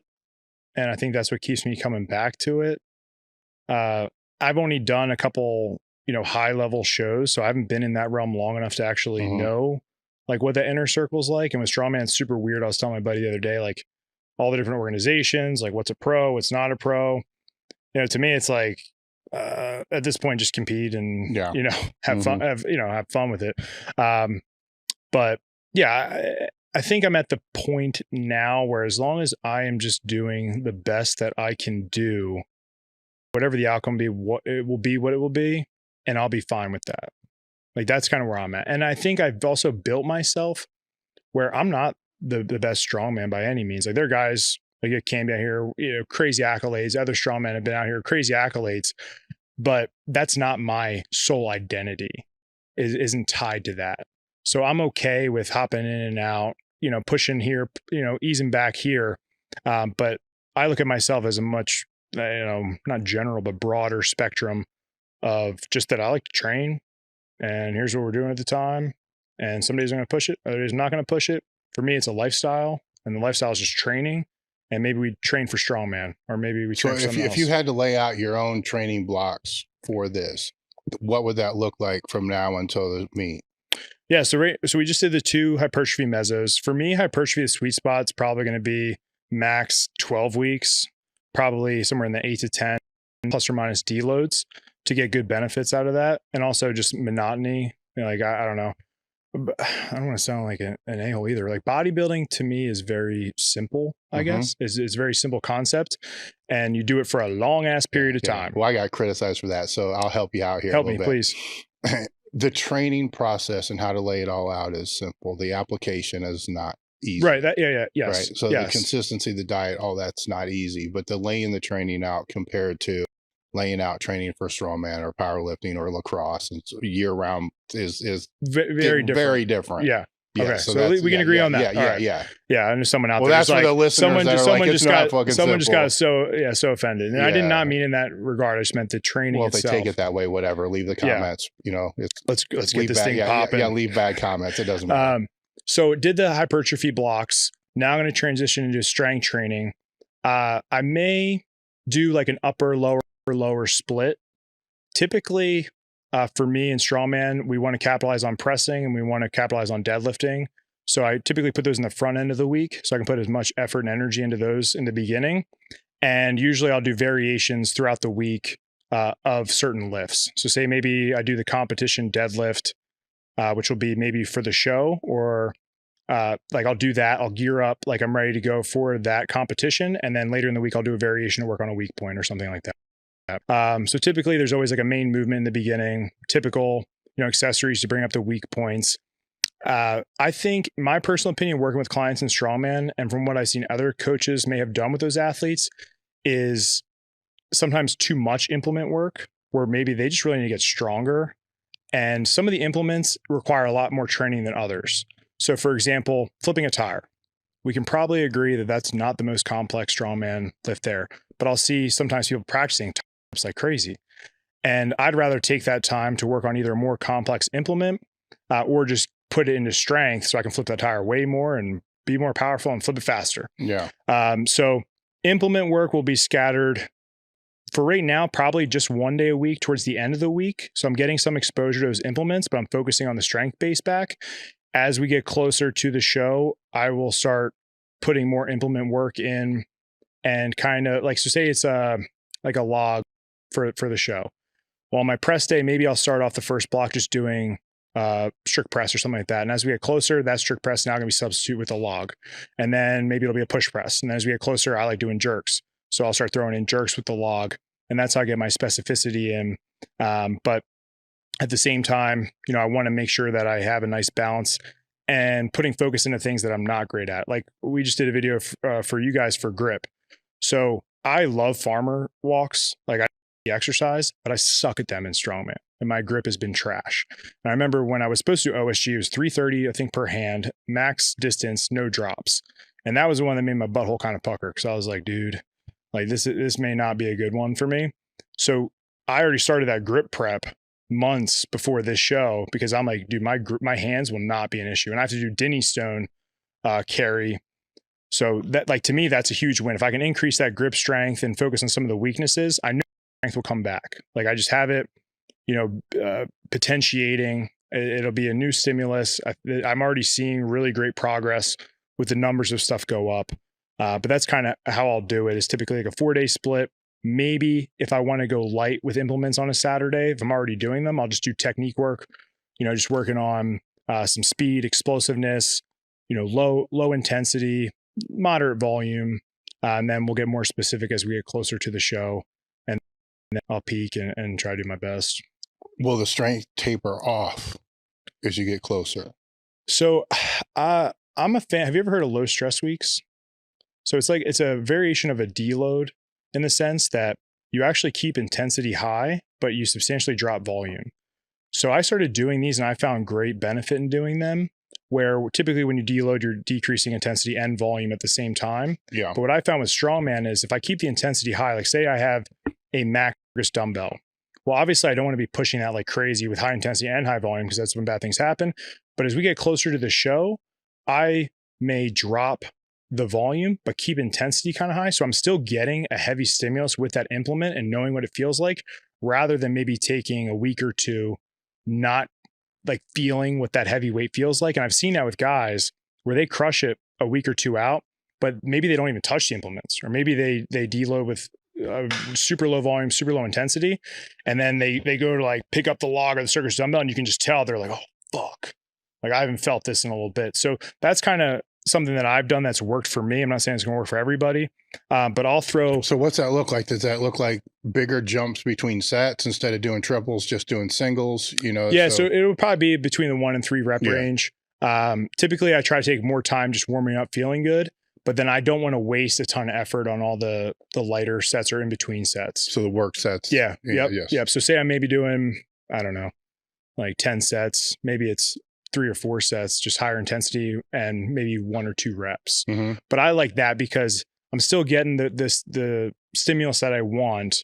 I'm still getting acclimated to heavy weight, but I'm not getting the systemic fatigue that it would have cost before. Mm-hmm. So typically I'll do that as I get to a competition. At this point, I'm a lot better at fatigue management. And I understand it more, when in the past I was like a bull in a china shop and I either do what I was told or I'd be like, fuck it, I'm going. And I'm just going to go balls to the walls. And, well, it's tricky because there's a lot of things that play into that. It isn't just the training. Right. Well, yeah, you got stress. I also utilize RPE a lot, which helps me personally with just fluctuations of, just stress in general, fatigue management. So that's been something I've really have dove into. The other thing, as I've trained longer, is understanding arousal more, like not having to blast Metallica and snort nose torque, every single day, weeks before a competition. I try to almost taper that down a bit and be very selective. Like even I was telling my buddy for nationals in 2019, about 3 weeks out, I cut caffeine out completely, pre-workouts. I tried to be more focused and dialed in without that crazy arousal stimulus. But then as I got closer to the show, I started to gradually introduce that back in. I think being off caffeine, I took, 650 mgs of caffeine before nationals and strongman. And I was like, for the first time in a long time, I was like, dude, this is what caffeine feels like holy balls. And I think that helped me out a lot. So as you compete more, you start to figure out these little tricks and tactics that work for you. And obviously arousal in any sense, or the hype or whatever you want to call it, that adds fatigue, psychologically and physically. So I try to play into factors with that, and also be aware with, training purposes. It doesn't mean I scrap a session. It just means I got to auto-regulate on the fly, which is important to be able to learn how to do that for the long-term benefit. Well, the arousal becomes, for me, it's always become one of the negatives of the RIR and RPE, because if you don't anchor it, like what arousal state are you asking for? Yeah. Like arousal or not arousal? Because it could be 4 different reps, right, or 40 more pounds. Exactly. And that's tough. That is, I would say, the hard part with RPE. Like we can come in here, keep the music off, or listen to Celine Dion or whatever, which maybe gets you hype. I'm not sure. But either way, your mind's going to control it, but you'll know when you're going too high or too low. Right. But then at the same time, if we blast Metallica, I give you some of this ammonia or whatever. Well, dude, you may have just gotten 4 more reps. Then you're like, well, what was my RPE? So it becomes tough. I always say with RPE, as long as you're in the right ballpark by 1 or 2, I look at it as long-term stress management and the trends we want with the long-term stress management. If you're constantly failing, or whatever you deem as failure, or just that's not probably where we want to be. And also, if it's too light, where you're not really feeling the stimulus, or you're not that sore, you don't feel like you're making progress, like that's probably not where we want to be all the time either. So you got to find that kind of like in between. realize, like with the athletes I work with, if we're within that 1 or 2, usually long term, things go okay. But if I see an athlete who's telling me it's an RP 8, but I'm looking at them and it looks like a 5 or a 6, I'm trying to gauge off of what they're saying. And then we kind of come to a conclusion, well, maybe we got to bump it up a little bit. And if I constantly see them getting pinned in the bottom of the pins every training session, and they're like, dude, I had more in the tank. I'm like, okay, well, we got to have that conversation too. Yeah. Figure out, Well, you can't train at high arousal state. Once you learn how to do it, there's that too. But once you learn how to do it, you can't train at that for very long. No. And there's negative consequences to it, to where it's how I just did it last Saturday. So that I end up doing that last Saturday. And then it's like, fuck, okay, now the whole rest of the week has to be all restoration and recovery. Right. I got to stop after that movement, not do anything else. Cause there's a huge recovery demand that was just tapped into, where I have one more week in this phase that I may have just fucked because of something that I just did. Yeah. And so there's a lot that goes into that where you can look back and say, I shouldn't have fucking done that. But what I think people do is they'll do that and then they don't change. They don't realize the systemic fatigue and all the other fatigue that just occurred because of that. Then they don't adjust, because it's going to happen. People are going to do stupid shit. Right? So like 15 or 20 years ago with you, what would you have done then if you did what you fucking did kept going? Right. And then what happens is you just, weeks later, it becomes this major problem. Right. Where weeks later, you're trying to take more drugs. You're trying to do whatever you can do to try to find that balance, where now if I could go back, it would be like, okay, fuck, that happened there. Now I would recover easier too, 15 years younger. Right. So there's that difference. But now it would be like, okay, this is how I feel after that lift. Cause cause you're fucking wrecked. I don't have to do this other shit. Yeah. Now I need to the restoration methods to be able to help. But this is why I'm not a huge fan of restoration methods all the time. What if I always did them and they were always in there? Then what am I going to rely on when that happens? Right. So now it's like, now I can rely on these restoration methods to try to pull my ass out of this rut, track the, resting heart rate, track, all that shit, see where things lie as we get closer to the next Saturday, and then make the deciding factor, Saturday morning. And then it may be, I'm not doing what I was originally planned to do because I'm not recovered yet. And you have metrics on knowing how that should feel. Years ago, fuck no, but it's a different physique. Right. It's a different recovery ability. It's a tricky one. As you get older, this shit becomes fucking harder to recover from too. Yeah. That's why I always people are always like, do you do a top down, bottom up kind of programming? I'm like, well, you kind of got to be in the middle somewhere, right? Like you have to look long term, but I think there's a lot of appreciation for understanding like a day by day, week by week type of situation, and utilizing, like you said, you don't want your body to adapt or get used to these restoration methods all the time, or else you're not going to benefit from them. So you got to understand, like, when do I put that in? When do I push? And I think that's just training age and wisdom. I'm not by any means, pro at that, but I have gotten better from where I was 10 years ago, where I was more like you. I was almost like, I love that shit. I was like, yo, I'm banged up. Let's fucking go. Well, kind of going back to Sam though, too, is when you're younger, you can get away with a lot of that shit, so embrace it, have fun with it. Yeah. You know what I'm saying? So you don't want to discourage it, because the odds of injury are like hard, not as high, but a lot can be learned by that kind of stuff, because you learn, here's what real fucking effort is, that changes, as the better real effort also changes the stronger you get. Right. Because when you're not as strong, you can fall out of the groove on certain lifts a little bit and still kind of muscle fuck your way through. Yeah. You get strong, super strong. You can't fall out of the groove of shit. It all has to be just locked in. Exactly right. So that real effort, or that psych that you're talking about being too high, can be detrimental, because it's not going to have the focus. There's a difference between psych and focus. You got to find both. If it's, say, you doing a log press and it's the heaviest log you've ever done, you got to be thinking about what you're fucking doing. Right. Well, even like the first time I took a real good whiff of ammonia, like that fucked me up. Like my focus was screwed up. Yeah. So even like stuff like that, like knowing like, yeah, I'll hold it a little bit further away. I'll get a little hit. Boom. That's all I need. But if I'm about to go hit a max log and that shit messes me up, now I'm in my head, like I better figure something out real quick, because I can't feel my face and I'm supposed to put 400 pounds over my head. Like, So it's just trial and error. And this is kind of back to the Sam Silk thing I was thinking about, because everyone's criticizing his bulk. In my opinion, I feel like everyone is entitled to one dirty bulk in their life. I just feel like it's like a rite of passage. Typically, it's the high schoolers or maybe, end of the teenage years. But I think there's just something about it. Like, you just got to do it. You got to experiment. I'm not saying do it all the time, right? But I'm saying there's something to be said about just going all in and figuring out whatever you realize from doing that. But that's the experience. Like, I did a dirty bulk. A lot of the kids I work with have done dirty bulks. Usually they're like, dude, I got pretty fat. I mean, I got stronger, but I also got pretty fat. So I'm like, okay, what are you going to do next time? Well, probably not eat as much ice cream and probably cut back on the Don-Dons, like a couple after every training session. I'm like, okay, cool. So you learned something. Yeah, sweet. That's all that matters to me. But yeah, just kind of like putting this guy on the spotlight.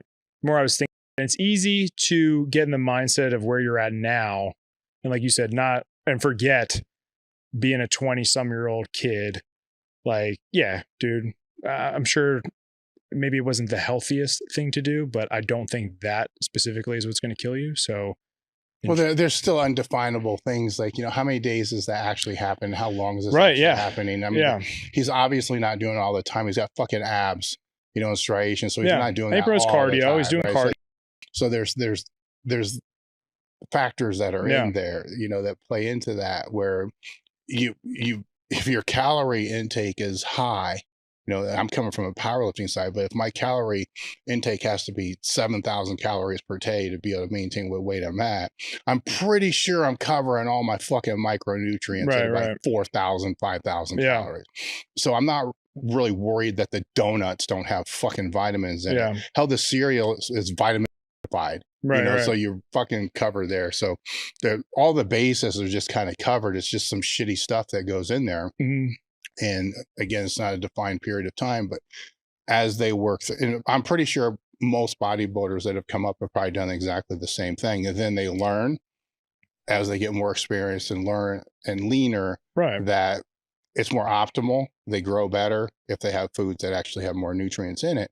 But it's not like that. If you pull those things out, there's still a lot of good food in there at its base that is covering all the recovery demands. I think the best thing will be it comes out like a second video and it's like what I actually eat during a week. It's just like you said, this was one day or something like that. And then you see like vegetables. And he's not going to win either way. So if he would have came out and they were all chicken and rice, people would be like, that's bullshit. Yeah. There's still no fucking way. That was so 2002. It's all bullshit. Yeah.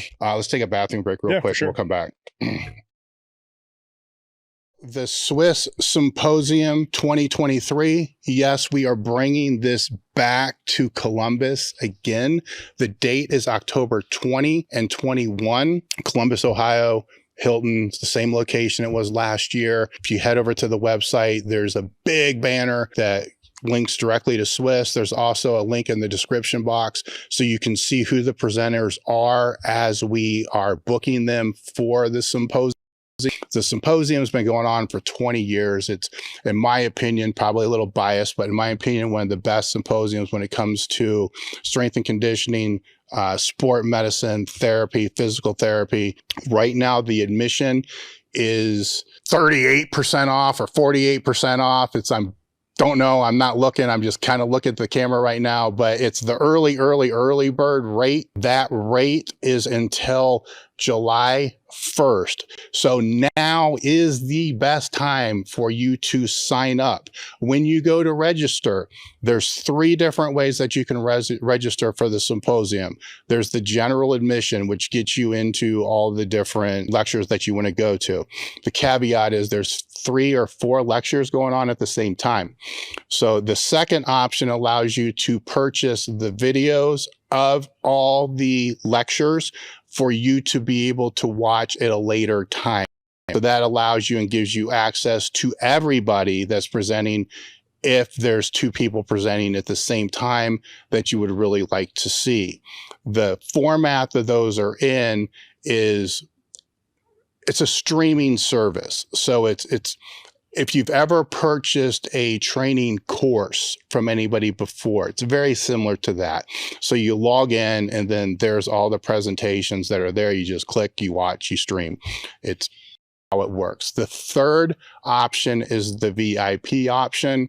And included in that is the Sunday after the symposium. A limited number of people will be coming out to our gym, the S5 compound at Elite FTS, with a handful, maybe a little bit more of the presenters that are there, just to train, to hang out, have some barbecue, have a good time. And that again is limited on the attendance. It's already 50% sold out, or 50% of the spots left, depending on how you want to look at it. Go to the link in the description. We'll have more information about the Swiss throughout the podcast as we move forward. We have a lot of the presenters booked for the podcast, so we'll be talking more about it. We'll see you there. So I want to call out the limited edition apparel. The link is in the description. As I've spoken about before, the limited edition apparel is apparel that I basically come up with. So some of the designs suck, some of them not so much. It's a weird thing. The ones that I think are going to do really well usually don't. The ones that I think aren't going to do really well do really well. Either way, they're all limited runs, so it changes, you know, every single month. But all limited edition items are tri-blend material with, you know, the cut that everybody wants now that's a little bit tighter on their arms so they can show off how big their fucking arms are. The limited edition items directly support the podcast. So head over, pick up your shirt today. Could be a hoodie, could be shorts. We got these ball hugger shorts right now, which I would never wear, but I was told they were super popular. But you know what? They were wrong, because they're still sitting there and I probably should discount them right now. Anyhow, if you want to see the discount on the ball hugger shorts, head over to the limited edition apparel, link in the description box. Okay, we're back. Okay, as Joey's lighting his cigar so we can talk more about health. Let's get back into the content world. Okay. So when did you first, not when did you first start posting, but when did you first get serious about trying to grow the channel? Well, so the backstory, I just find this interesting because we were kind of talking about earlier with online and having like an itch that the online would be kind of the future of something. Is at the time I was watching you, and I told my buddy on the way up here, I rewatched the Void video, which is the first video I've ever seen. Yeah, and it was like you, Evanesh, DeFranco, Elliot Hulse, hate to say it, but he was big then. And I started seeing their content. I started adopting your guys' training philosophies, doing it. And I was just recording stuff on my phone and putting it on my computer or YouTube.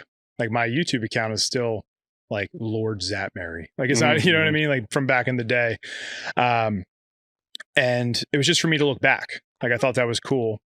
But I started, posting on there. And at the time, I started thinking, okay, well, maybe this will grow at some point. But that wasn't the intention whatsoever.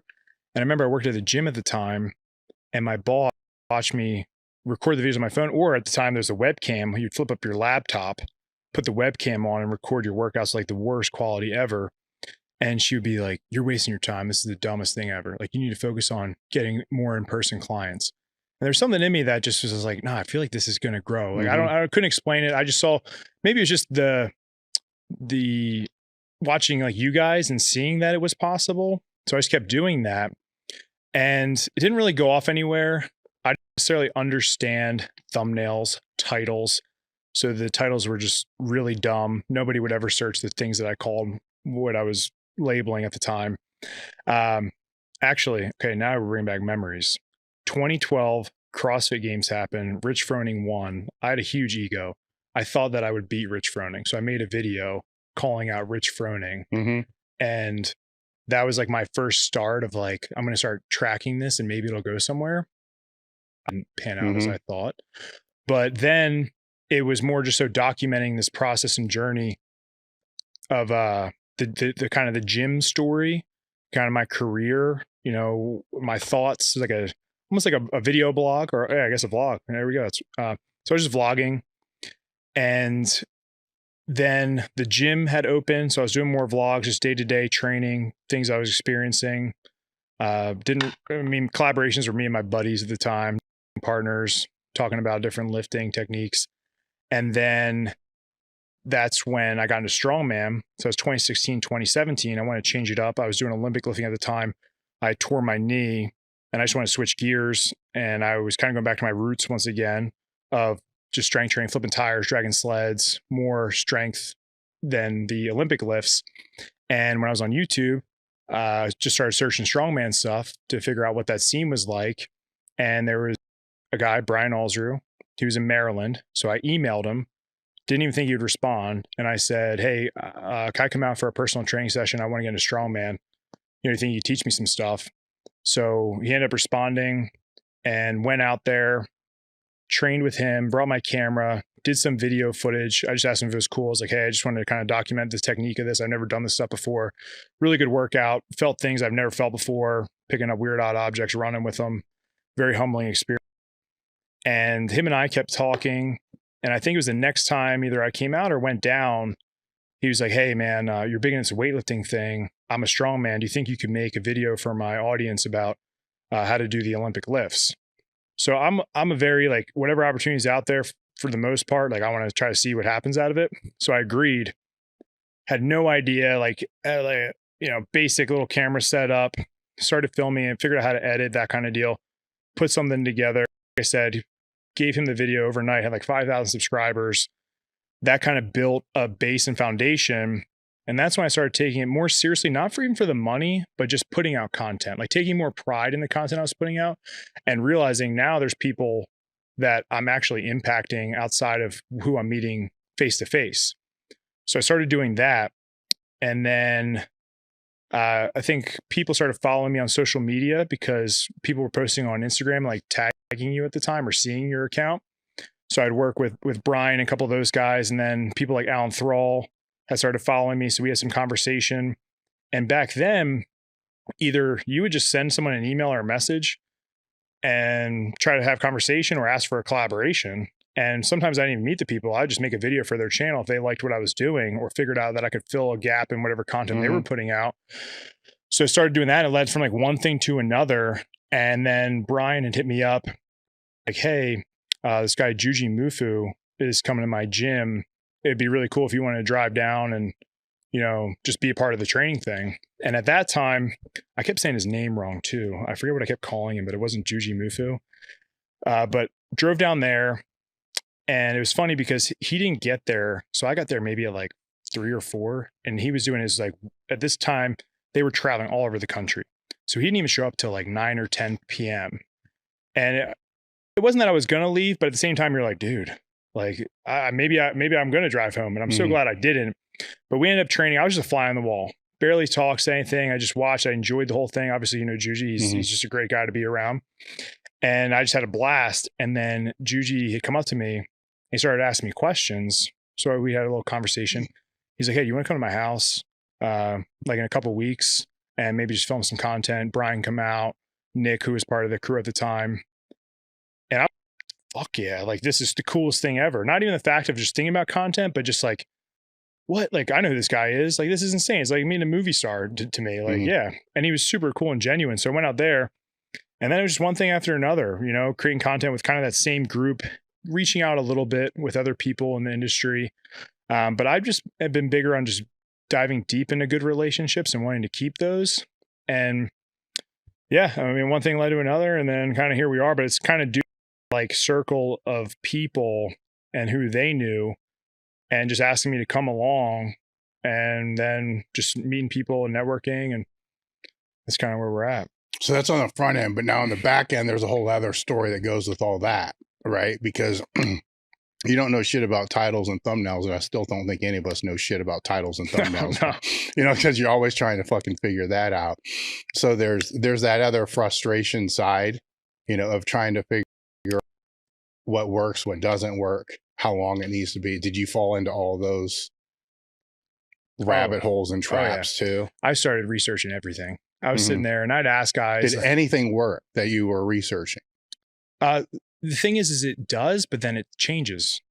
You know what I mean? Like you'll get that one video that pops off and it does well, and you'll be stoked. And you're like, I figured it out. And then you put the next video up, it's like 500 views. And you're just like, what? Oh, I did everything right. So you're at the mercy of the algorithm. I think what becomes tough too with the content creation is obviously people have short attention spans.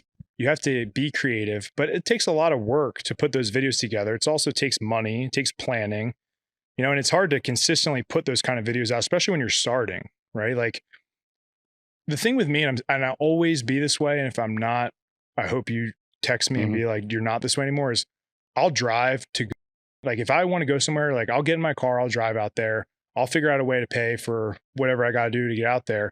And I feel like a lot of people nowadays expect a lot of people just to come to them, and they don't want to go out. Like they don't want to go out and put themselves out there.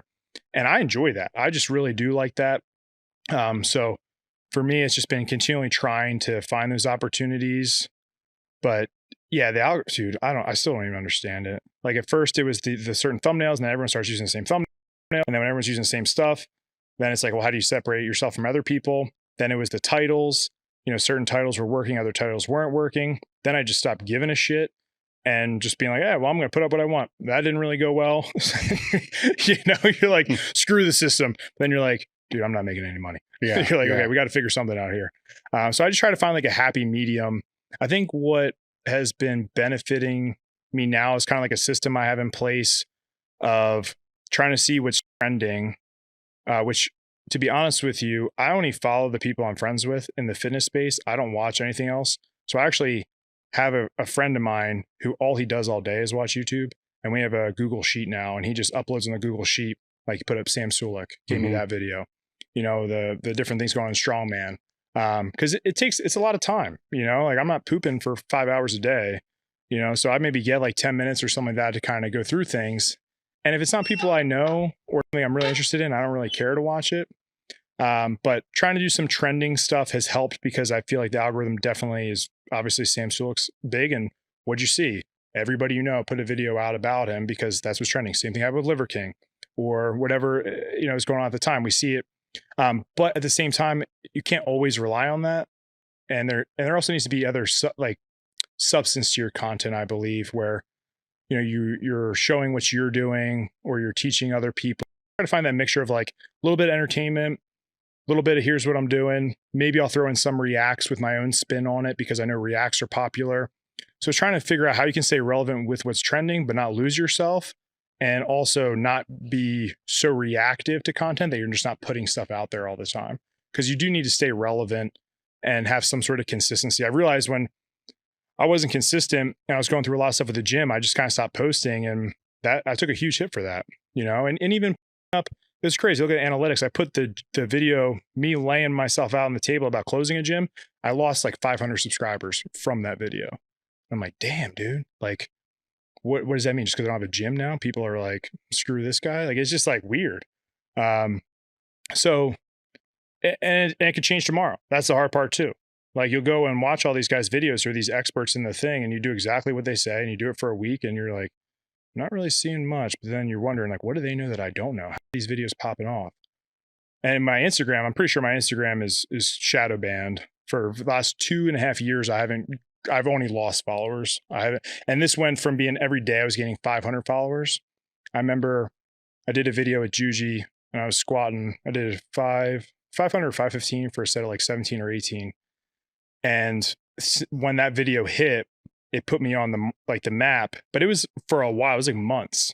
And I went from like maybe it was like 12, 15,000 followers to then all the way up to like almost 60,000 followers. And then I think I put up some questionable content that the algorithm didn't like.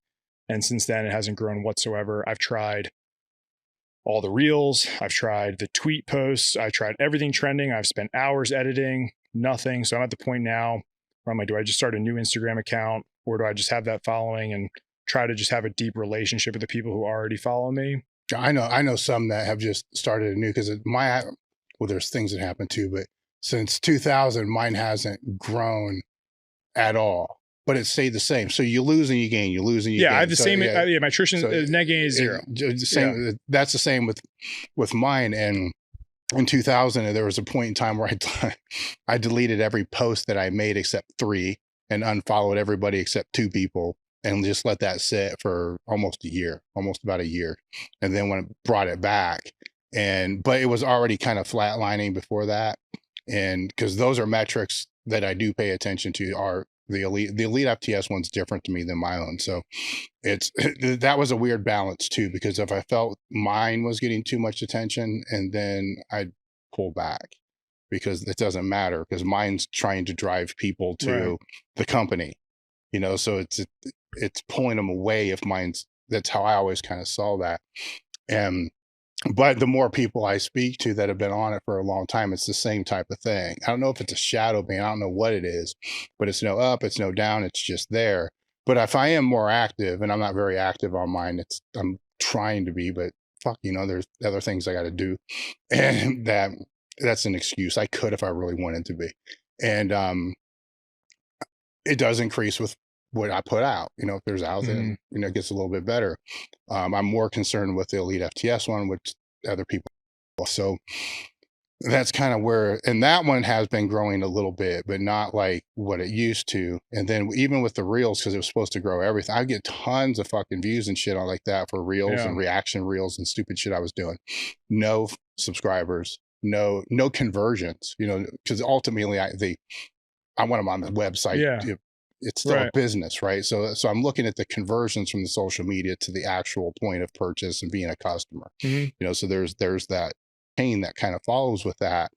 And the reels were being pushed hard, and they were being seen by non-followers, which was great, you know.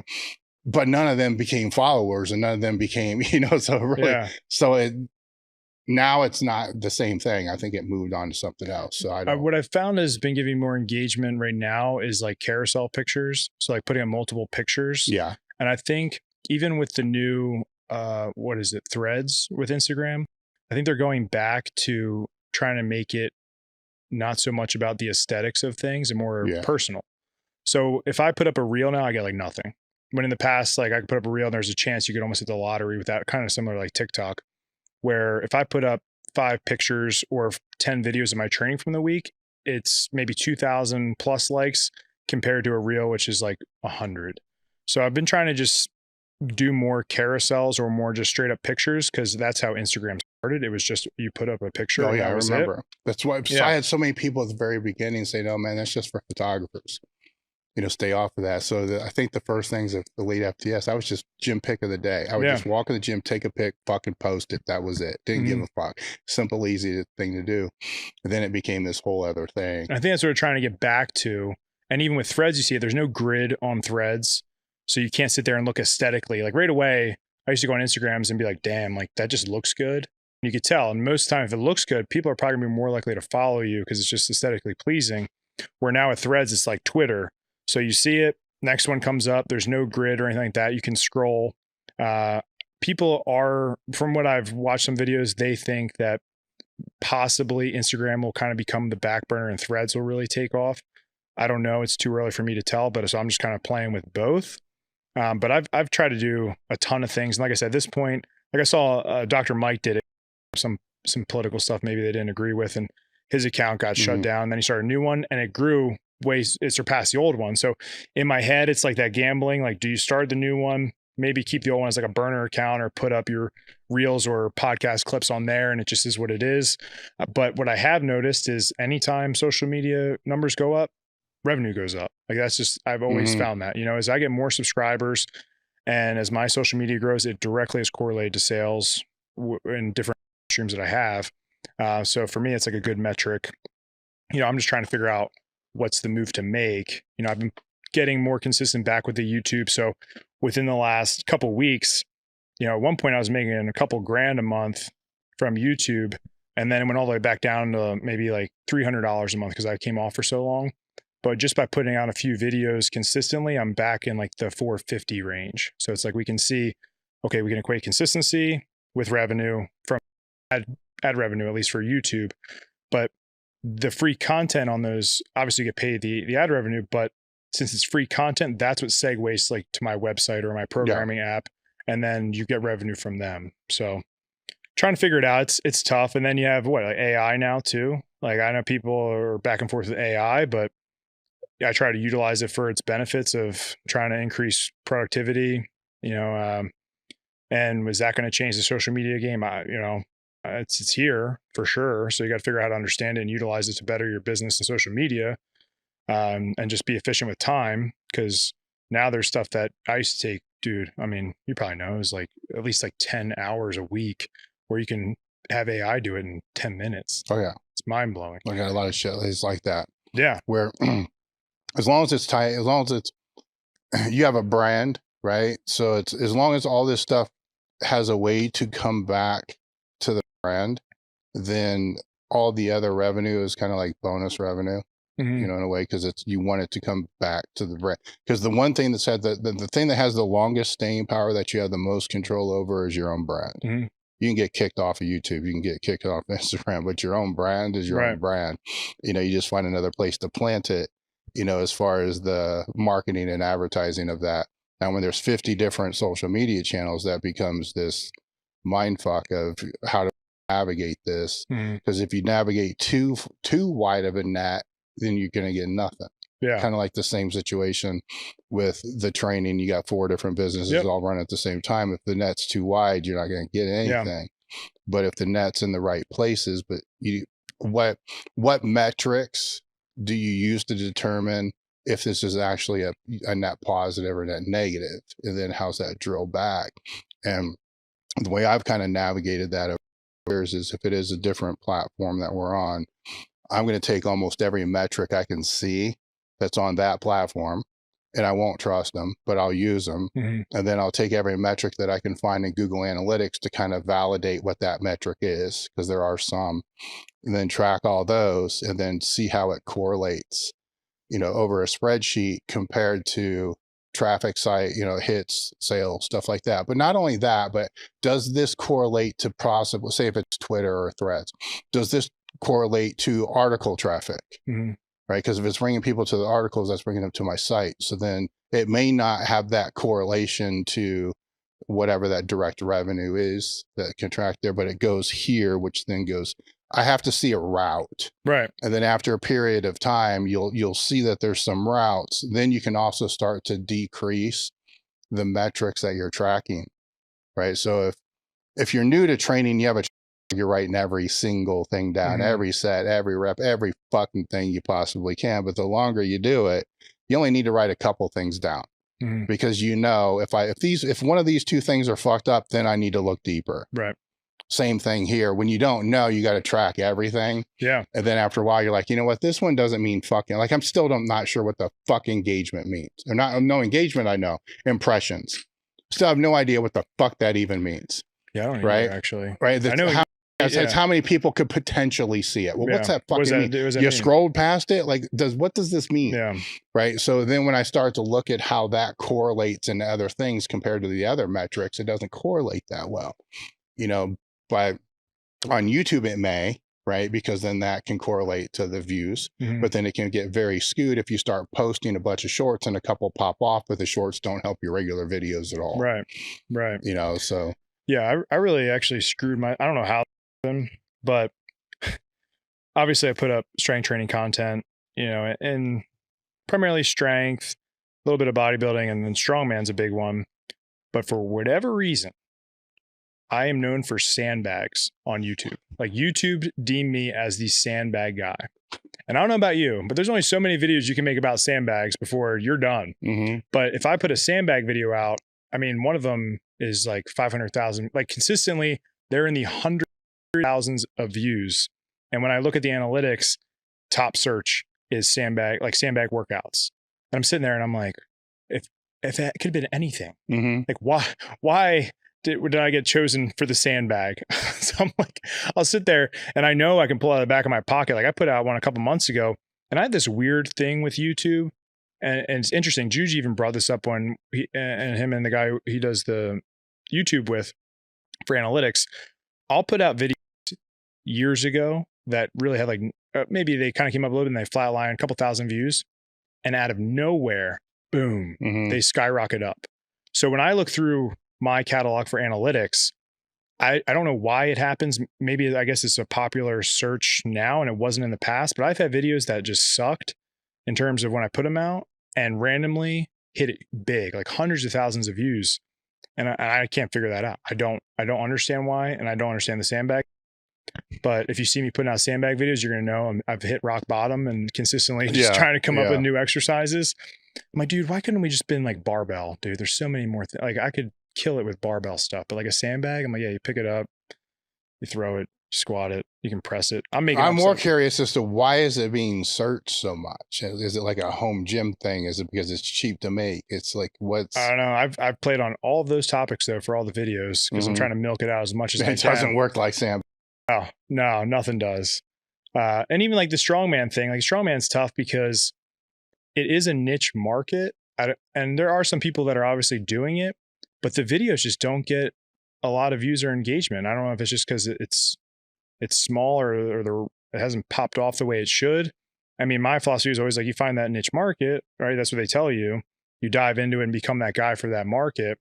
But I'll put up I did tutorial on like so many strongman implements and get no views whatsoever, which is tough because that's what I love putting out there, that kind of content, which is fine because hopefully maybe if it does continue to grow, which is kind of maybe what we're seeing with all the competitions organizations, that'll be those old videos that I put out years ago that could potentially take off down the road. So I just look at it as like an investment. You know, I'll put them out there and I never know when it can pop off because that's been pretty consistent and a trend for my channel. And the other thing with my channel is even though I think I'm at like 120,000 subscribers, the audience I have is very loyal. And that to me is cool. Where like if I want them to buy something or I ask them for something, like they do it. And I've seen with other people's analytics, maybe they have 1 million subscribers, but maybe that pie chart is filled with so many different viewers that when they try to sell something, it's only resonating with 10% of, you know, their million of subscribers. So it doesn't always equate to, I mean, obviously it's still money, but it may not be as much money as you think it is based on their audience and their relationship with the audience. Yeah, I mean, well, there's a difference between an entertainer and an educator. You know what I'm saying? So I think that's what they kind of run into. You know, if it's like just an entertainer, they're watching because it's funny video, whatever it's going to be, and they're still going to have people that will want to support them. But you know, you can have, if you only have 500 views on a certain video, but yet you get 3 people who sign up for the app from that one video, then that makes you know, exponentially over a period of time, the lifetime value of that's far more than whatever $3, if that. You're not going to make 28 cents. You know, whatever you're going to get from that with the monetization on that. Yeah, I'll be interested to see where it heads, especially, you know, with utilizing AI. You know, is it just the volume of content? Or at some point, is AI going to just be creating videos? Like, I don't know. It can blow my mind when I think about it. But I'm always trying to be ahead of the curve of how can I utilize this to benefit the brand? Because a lot of people probably they're afraid of it or they don't want anything to do with it. And, you know, with when ChatGPT came out, it was the first one. Within like a month, there's like hundreds of now AI platforms that you can use for anything. You know, so it's interesting to see. I even thought that with the gym when I had the gym at the time, like, well, would a gym become obsolete? And I think no, because people want the human connection. If it becomes super AI driven, you know, people are going to search for, I just want to be around real people. You know, like you're going to go to probably so many places in the future that are using AI for services or processing, whatever, you know, you can already see on a small scale. So that's why I was like, I think gyms will be pretty relevant. Maybe gyms will utilize AI for maybe, you know, back end check-in type stuff, but I think ultimately people want to have some sort of human connection. So, you know, authenticity is still gonna matter, because if let's say AI, because it can do it now, like Mid-Journey and other things like that, can make thumbnails and potentially optimize the thumbnails. A thumbnail maker? In a way, yeah, bro. Yeah. So, but anyhow, I don't know how to do all that kind of shit, and it's not as easy as just saying this, right? There's a learning curve. But so let's just assume that there's an AI offer that's going to make optimized thumbnails and titles based upon the demographic that you have, then everybody uses it. Right. But then you're right back to zero. The same thing you had. So then how's it stand out? So algorithm then has to change to be able to, you know, highlight the things that people really want to see. So authenticity is still going to always ring true. You know, true people are still going to always ring true. Where it gets a little is, you know, you might be able to make a video of you, you know, a fake you, like a video you with your voice, your dialogue and all that, making content based upon video or content you've already made just being repurposed, that nobody's going to know the difference if it's you or if it That's is, more what or if I'm it's thinking. not you. Yeah. Right. So now you can make more videos, you know, of that. So who knows where that's going to go? You know, it's all to me, it's all navigatable because you go back far enough. I mean, I grew up with a TV with 3 fucking channels and you had to turn the little knob, you know, to change the channel. There wasn't even a remote, you know, so everything always changes. Right. You know, so you just lean into it. I'll tell you what, after all this, nothing ever changes the way you think it's going to. Like every time you think something's going to make your life way better, it ends up fucking taking more time than you thought. Yeah. Every single fucking time. Even if you're using GPT to help write a certain thing, it's never perfect. Yeah, you got to go back in. So you keep going back and forth, back and forth, back and forth. And by the time you're finally done with it and you compare, how long would this have taken if I would have just fucking did it? It's not that far off. Right. Yeah. You're like, well, but there's a lot of people that don't think things through. I get resumes or cover letters and stuff to where it's fucking obvious what it is, you know, because there's a GP language there's words that they'll use that they just don't use. Sometimes they just copy and paste and you can see the black lines behind the words. Like you couldn't even put it in different documents. You know, it's like the black font. Oh yeah. It's just like, oh my God, you know, it's like, what the fuck, you know, you're this. So obviously it's easier because now I don't even have to read it because it's like, okay, see ya, you know, kind of go that way. So it's a tool, you know, everything's a tool. Oh yeah, I think it wouldn't be in your best interest to not understand and leverage the to the best of your ability. That's only going to put you behind. Whether it's with training, whether that's with AI, with your business, you got to stay relevant. You know, and like we said, you want to stay relevant in a way that you're still being authentic. And to me, that's what matters most is being able to find that, because people will know, and you'll know, like if you're not being authentic or you're just kind of hopping on something. And I've done that. You know, I made those mistakes where I'm like, this is what's working for him. I'm going to try it. And it backfires like right away. So that's why it's like the long haul, long game. Like I'd rather have my subscriber count stay the same, but those are like your ride or dies that have been with you since the beginning, than, you know, get 500,000 followers off a viral reel that meant nothing to what I even do with my brand. And at the end of the day, those people aren't going to be the ones that try to support me and help me out. Like I was a scroll. At what point in time did you stop giving a fuck about what the result was emotionally? Probably the last couple years, because I don't know if it was like maybe a high, but it was like things were going really well, you know? And then once it came back down, or it was the intermixing of just kind of putting out content that I just didn't enjoy, that I was like, you know, screw this. Like I'd rather just, I almost had like a rule, it was like one for them, one for me kind of, where I was still interested even if it was for them, but it was still in my wheelhouse and I wasn't too far fetched. And that's when I kind of was like, if I'm gonna be doing this for a long time, like I want to be putting out stuff that I enjoy, that is authentic, and just kind of ride that out. But yeah, when you're doing really well, it's easy to take on opportunities or see things you can capitalize on.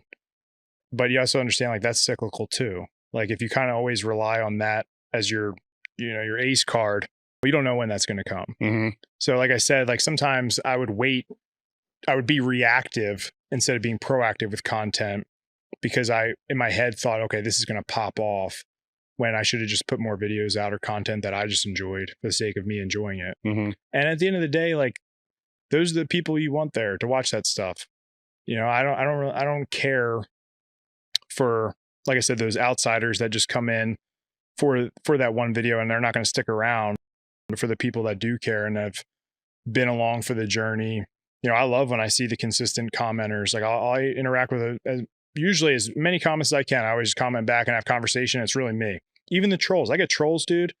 And I'll message them and be like, hey, dude, like, what's your email, bro? Like, I want to send you a free program, or I want to talk to you, or hey, maybe you took this a different way. Like, let's talk about it. And then right away, this troll became like, oh shit, he's actually talking to me.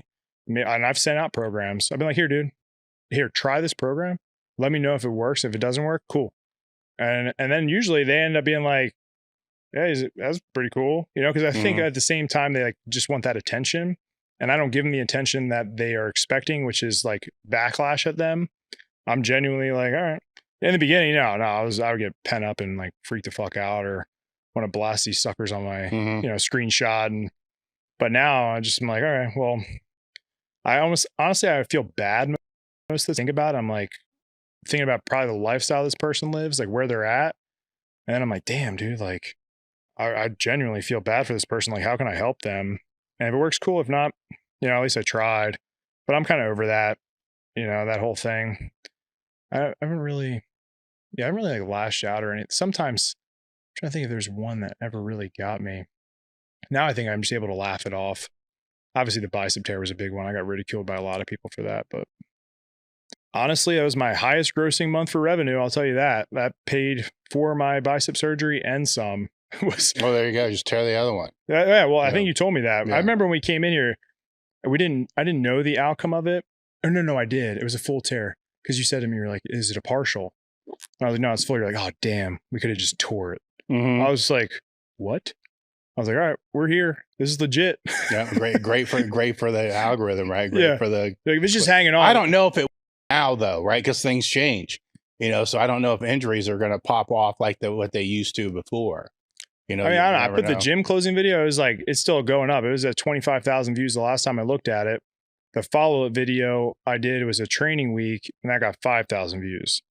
So I'm trying to figure out, like, is it the titles, the type of content, and just kind of weigh it out. I have some videos that are like my creative videos that I'm going to do that require a lot of planning. Listen, even if they don't do well, I'll just be proud that I put it out because it's something I was, Well, that can potentially be something else later, though. Yeah, for sure. Yeah. But at this point, it's just like, yeah, here's what I find interesting. If it clicks, cool. If not, I can try to do some titles, some thumbnail stuff. I don't know if it'll work next week. I couldn't tell you. So what's your path moving forward? In general, with just everything. So right now I'm in the garage and I'm training. I would like to look for a private space, which, like I said, would be the private facility for me to train, much like this or like Juji's gym. Have the office so I can do all my online work, and then have the podcast studio already set up. So it's just basically a content creation studio and training, and just really try to push the online. I like the online just because it's such a big audience, man. Like you can reach so many people. And I also like it because with the whole people thing, I want to be around who I want to be around. I want to give those people the energy that they deserve. And also, if I do meet people or I go to an event and I get to meet people, I have the energy to give them what they deserve as well. Where when you're working a job with the gym or everything else I was doing, like I said, I had 4 jobs at the time. I'm working at the gym, I'm coaching, I'm doing online. I also work part-time at a gun range. I'm constantly draining my battery with energy that can be put forth to interactions that matter or content creation that I need the energy for. Because the hardest thing to do is try to fake it when you got to be on, and I like to just be on. I've been there before. So I'll continue to do that, and kind of see. I had some other things, which I'm not sure of at the time, but I just have, dedicated, like I have like a 3-month goal of where I want to be. I went through all the analytics and I hit my, or made my metrics for the goals that I want to hit to get to a revenue that I want that can afford me to do the things that I want to do. And I also like the freedom of the schedule to be able to go do collabs when I want to do collabs, not have to schedule time off, whether it's at another job or with coaching, those types of things. I'm grateful that, the coaches I work with are understanding for the high school stuff. And we also do have our in season, which I'm fine with committing to that, but that leaves me a lot extra free time. And then when I'm in season, I can just be, focused on that and still putting out consistent content, but it may be a little bit pulled back on the collabs. But when season's over, I'll have the energy to push to the collab. So I'm not feeling like I'm burning everything at all ends trying to make it work. But yeah, with training, get back into strongman, focus on my health. I've been running a lot, which is weird. I've been enjoying it. I kind of got like addicted to running, which I never thought I'd say. And just trying to find that balance of that health, longevity, strength, and scratch that itch for probably the rest of my life. But yeah, I'm feeling good about it. Like I said, the gym closing was the hardest decision I probably have ever had to make in my life. It was a huge part of me and an identity, I would say, and just work and effort for 10 years. So being able to process it, because I'm big in the past, like I haven't processed things, and then it ends up biting me in the ass like later down the line where you're just like, oh, I think I'm good. I'm fine. Like I'm not even going to worry about that. I'm going to put that back in my mind, forget about it. And then I've realized that comes out at some point. So I told myself when the gym closed, I'm taking 2 months and just kind of chilling, getting a better idea of where I want to head eventually, and just letting those emotions sit in for a period of time, like feeling it, understanding it, then kind of putting it in the back of my mind, but it's not like I'm closing it off and avoiding, the emotions that have popped up with it.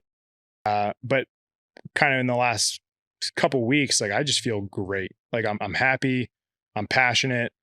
Like I just feel back to my roots, and kind of things do come full circle. And then also being able to utilize that whole experience on how can I better myself moving forward with the vision that I have. But yeah, a lot of it's just going to be collaborations with people I want to work with, putting out quality content that I'm happy with, and just in it for the all. So during all these past years with all this stuff going on, you never took any time to step away for a few weeks and just be away from all of it to process and diagnose what's going on? With the gym? Yeah, when you had the gym and all these other things rolling. So I was always just so busy. Like I took my first vacation last week that I've ever had the entire time I owned the gym. My vacation would be collaborations, which still is technically work. I enjoyed it, but it's very on the go. I have to be on, I'm like, for example, I'm coming here. So I'm like, trying to do my homework on certain things. Like there's effort that's required there. I don't look at it as like, yeah, I'm just chilling, or maybe I took a day or two away. But the way my brain has just been always like kind of an extremist in a sense, where I'm like, go, go, go. If I'm not doing something, I feel off. But as I have gotten older, I realized that I do need to put that time in to be able to things.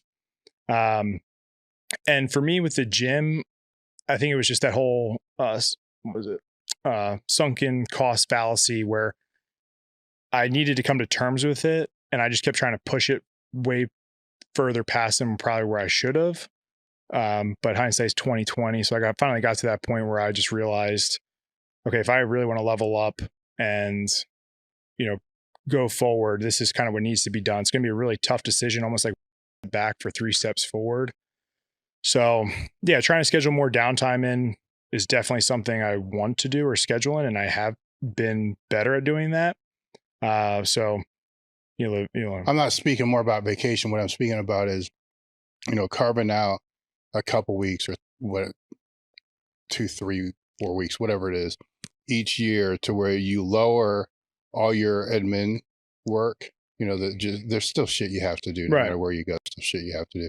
You lower that to the absolute minimum, but then you take the extra time, separate away, you go someplace or whatever. So you're away from where you normally are, but then you review all the metrics of what you do, the business, life, all these things. Where are these? Mm-hmm. Where do we want to be? Are we worse? It's basically an audit, I would do that. And I would do like a big push. I'll go through these like seasons of like big pushes. And that's where I think I continually did that, but I just wasn't getting to where I wanted it to be. And then kind of going back, how we can do self-reflection. Like when I came here and I was doing the lacrosse coaching, we're talking about finding my fire. What I realized is I was filling a void with all these other things to get that sort of feeling of, maybe it's like purpose or something like that. But I kept doing that. So it started with the gym, right? And then it went to online, right? Where maybe I feel a certain way with the gym, but the online could kind of fill a void with certain things. And maybe that wore off a little bit, right? And then I started coaching, right? And I still love coaching. Like coaching, that hasn't changed, but it did help because I'm with these young kids. They look at me a certain way. I'm influencing them and impacting them in person. So I do that, and then I make some extra side cash on something I was passionate about outside of that, which was what I do at the range. And no one really even knew about that. So I took that on. So it's like I'm trying to fill this void, but at the same time, almost making it worse because of how much extra I'm taking on. And that's when I had to like step back and be like, dude, like what is actually going on right now? Like what is truly going to fill that with also not draining you all around. Because now if I'm doing 4 things like we talked about, I can't focus on growing the brand. I got too much going on. So you have to find this like weird, like, how do I feel like I'm being fulfilled, but then also not completely just wreck myself with how much I'm putting out. Mm-hmm. And that's where I was like, okay, well, I need to eliminate X, Y, and Z. And that was removing that, which I felt a huge weight lifted, like, no drag, not no drag, but a lot less drag, way more energy. And now I can pursue this forward and still figure out like what I can balance and manage versus what I can't. So if it's somebody coming up, what would you say to them to help them avoid running into that same situation, that same rut? Definitely have just it's tough because I feel like you have to really know yourself, but I feel like that takes time. Like as it went on, I started realizing more about myself. And it's hard because when you first start, obviously you change, but trying to stick to your roots is a big one. Have some way to remind yourself of why you got into it. I know that does change, but still try to stay as in tune with that as possible. And realize, when you've kind of hit that limit. For me, it was way after the fact, kind of probably like what happens with people in training. When things hit the fan, you're stopped for that reason. And then you can look back and realize, okay, there's a red flag here, a red flag there. So trying to just get better at realizing those red flags for you personally. For me, it was like my mental health went to the shitter. I was irritable. I wasn't happy. The training was my stress relief, but then the training became a stress inducer. And I just hated training. I would do it. I'd show up and do it, but it wasn't the same. Like I didn't have the same feeling. Now where I'm at, I have a way better just managing that. So for someone, getting into it I know it's cliche, but I don't want to say like find your why, but just your passion or, the root of what got you started, which we can argue that can change, which is tough, but you still want to be in somewhat a line of that. And I always ask myself the question of, is this in line with where I want to go? If the answer is yes, I'll pursue it. If it's not, I even if I want to do it, I have to check myself because usually 90% of the time when I do that, I look back and I'm like, I should have listened to my initial instinct, and that probably would have put me a little bit further ahead than doing that thing, whatever that thing is. But once again, it's going to be a lot of trial and error. It's going to be a lot of figuring it out. It's going to be putting your time in. Rome wasn't built in a day. You're not going to become Sam Sulek overnight. Maybe not. I don't know. But you got to figure that out for yourself. And I like reflecting. I think about it sometimes too much. And I'm always trying to like improve myself moving forward with what I do and learn from my mistakes. I'm going to make plenty of mistakes moving forward, but hopefully I do more or learn and do more good things than I have in the past. And then the net gain is more beneficial than negative. Were there things that you wanted to discuss that I didn't bring up? Maybe just like long-term health stuff. Cause I know you have Pete Rubish kind of coming on here. And for me, obviously I think everybody learns at their own time frame, but and like I've taken my health a lot more seriously. And even when we talk about macronutrients, like I was a big macro guy and I was hitting all my macros, but I could care less about my micros, So for me, it's been more focused on micronutrients, those goals. Cardio, which I know you've talked about, but for me, I really let my cardio go. I let my weight go up. And I by no means was an extreme case. And we can also even talk about PED usage where, and this, I'm being 100% honest because that's what we do here, is when it came to PEDs, I know guys who took X amount and took a lot. I am a hyper responder to a lot of things. So me, for whatever dosage I was on, right, may not have been a lot compared to other guys that I knew. But when I got my blood work back, like I wasn't good, So for me, that was a wake up call to just get my health priorities in check. Not saying they're going to be perfect, but if I'm trying to be around for the long haul, I got to make that a priority. So like getting my blood work done. I know you talk about that all the time. So I started getting my blood work done more religiously, figure out the right protocols and things to do. My hormones were all screwed up. My liver was screwed up. And it was shocking to me because in my head, I was like, yeah, I respond really well to this stuff. And I don't think it's that bad. But when I got my blood work's not going to lie to me. So I think it's smart for people who do go down that realm to be getting their blood work done, because even if you're not thinking that, you can absolutely be having issues that could potentially mess you up down the road. So for like I said, I've been doing more cardio, and I read Peter Attia's book. No, I'm forgetting. Outlive, I think is the name of it. But he talks about the 4 horsemen, right? These inevitably, one or if not all, will kill you eventually. Okay, we got diabetes, heart disease, neurodegenerative disease, and cancer. For me, my history is like heart stuff. Like I just have a gut feeling, and I've had some heart issues in the past, especially when I was younger, that if one of them is going to get me, that's going to be the one until they all get me. And it starts now for me, being 30, I don't want that wake up call to be, 40, 50 and realize I could have prevented a lot of that stuff from happening. And I think with today's knowledge, and I think it's definitely more open, right? Like a lot of people are talking way more about TRT and hormones and blood work or maybe they're talking about more than that. Maybe it's just more exploited because of social media. I'm not sure. You back off of that. But just being proactive instead of reactive. Like that's been kind of my main focus.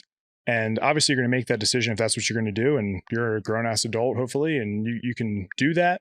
But just make sure you're taking the precautions necessary.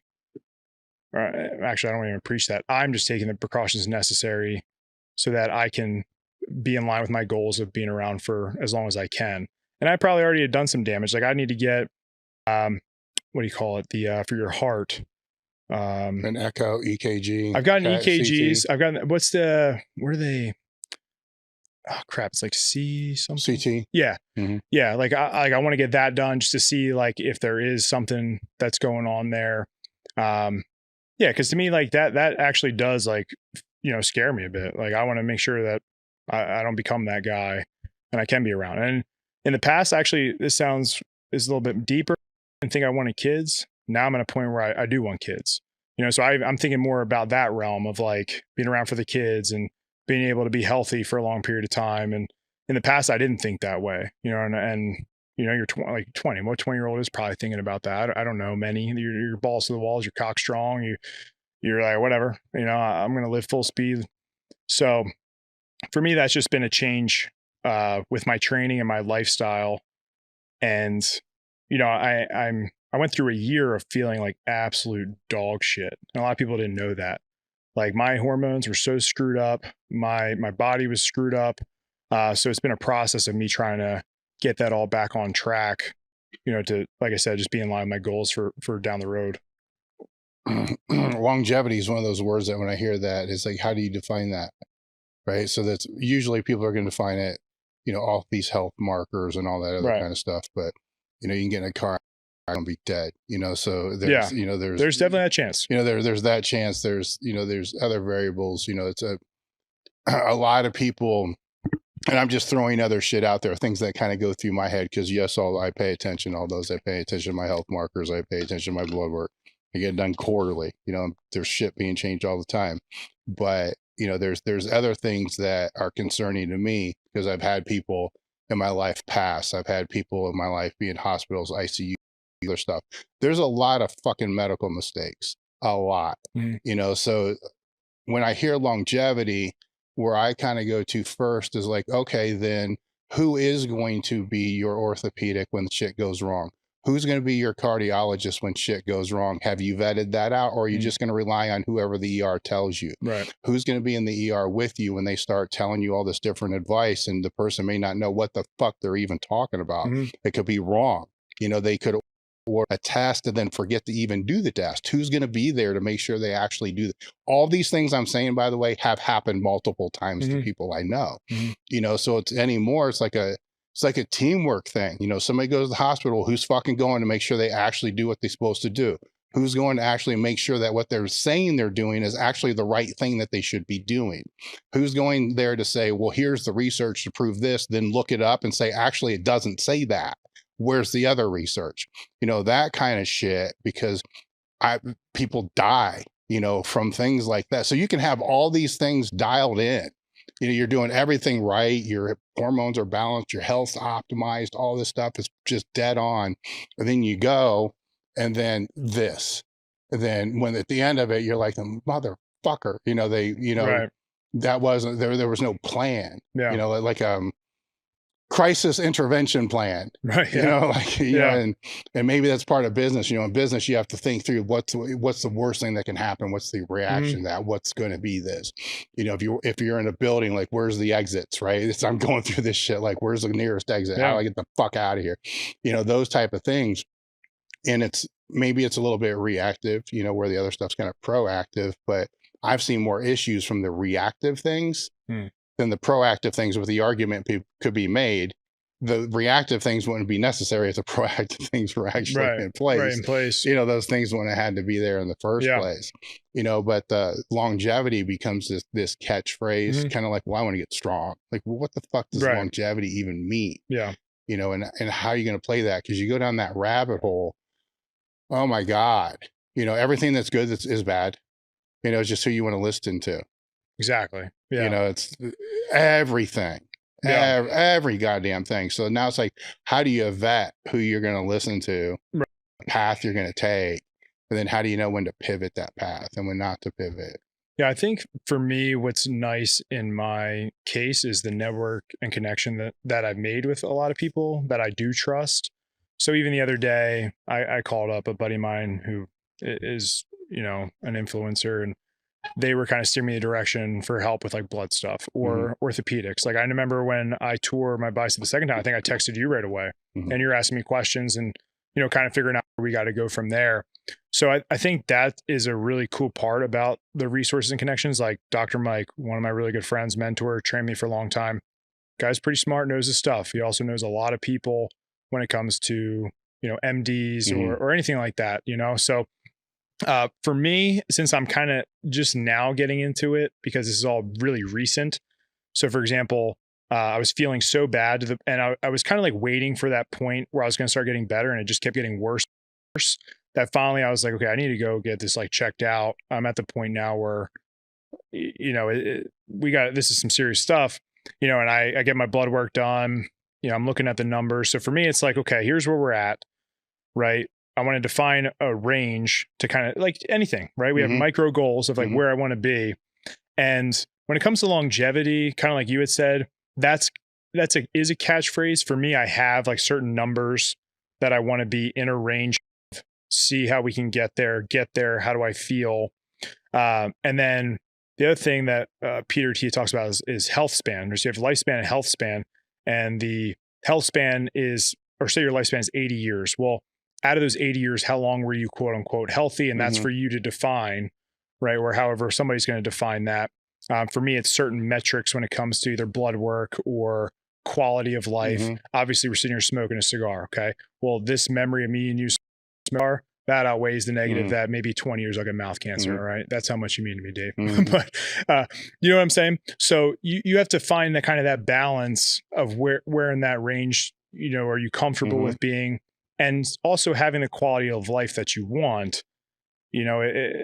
So for me, that's kind of what I'm mapping out. But it was a realistic thing where if I saw the trajectory and I kept doing what I was doing, that wasn't going to make anything better. Mhm. So that's where I was like, okay, we got to start changing some things. And like I said, mine for me is definitely cardiovascular. You know, I've already had some stuff in the past. Like I've when I was a kid, like I was in CHOP for a heart condition. You know, I got that cleared up, which took a long ass time. And at that point, I remember I told my parents, and I'm not trying on a tangent, but I was diagnosed with long QT syndrome, which basically can kill you like suddenly. And I was so into playing sports and training that I told my parents, I was like, if I drop like on the field, like I want you to get this kind of gravestone. And there was like nothing that could hold me back, you know, and that's just like immaturity and, you know, just being hungry for it. But you know, that's still in the back of my mind is like, okay, now I'm older. Now I don't want to pick out my gravestone with you. And I want to try to be around for as long as I can.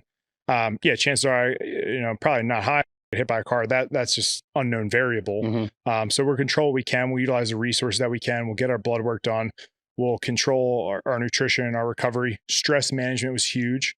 The gym, the last several years, like, so I got, I think it was First Beat. It was a tracker.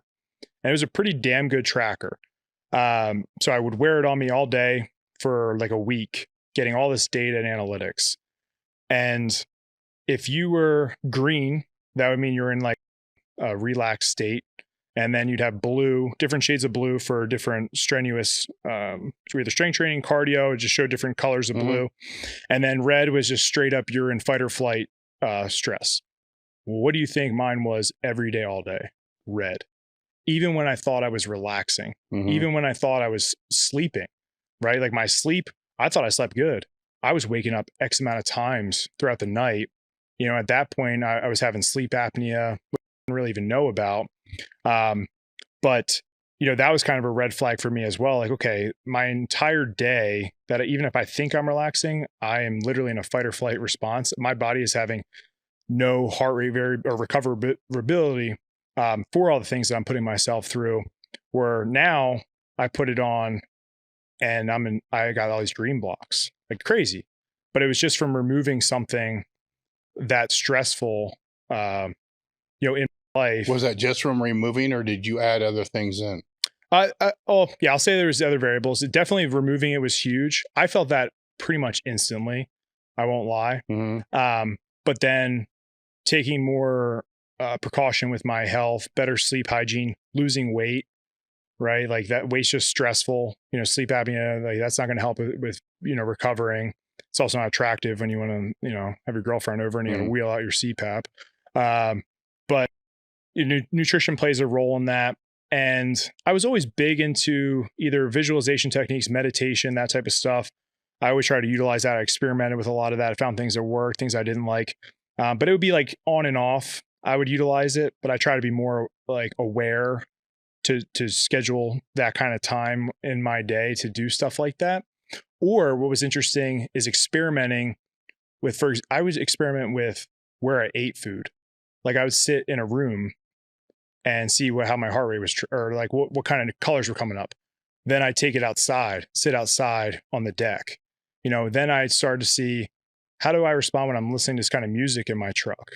Like I went through a phase where all I did was listen to hardcore metal music every day, all day. Yeah. We talk about arousal. Yeah. Right now it's like, okay, I'm just cruising on the highway. I can either listen to a podcast, audiobook, maybe something more peaceful. I don't know.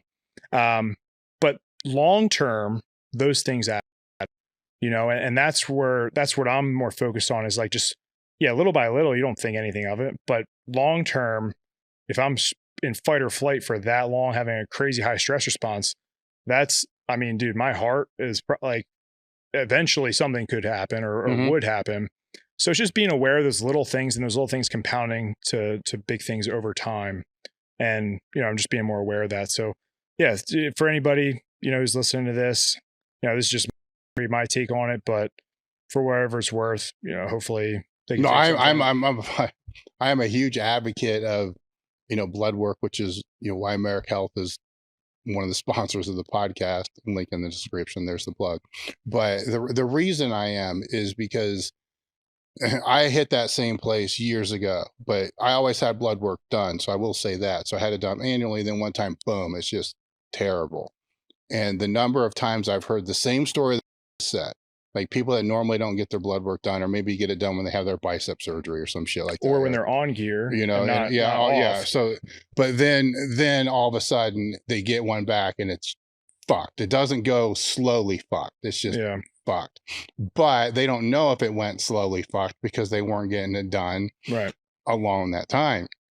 You know, then to unfuck it becomes a lot harder because a lot more changes have to happen at one time to be able to kind of unfuck that. Where if it was slowly fucked at the very beginning, you know, if you're still highly competitive and stuff like that, maybe you just mitigate the side effects, which is one route. Yeah. Or maybe it's like, nah, maybe it's time to, you know, back off of that, kind of unfuck that from there, where it's not that expensive, even if it's all private pay, to once a year have this shit checked out. Because let's assume that you didn't want to make those changes, but you still wanted to just blast, compete, keep doing everything that you were going to do.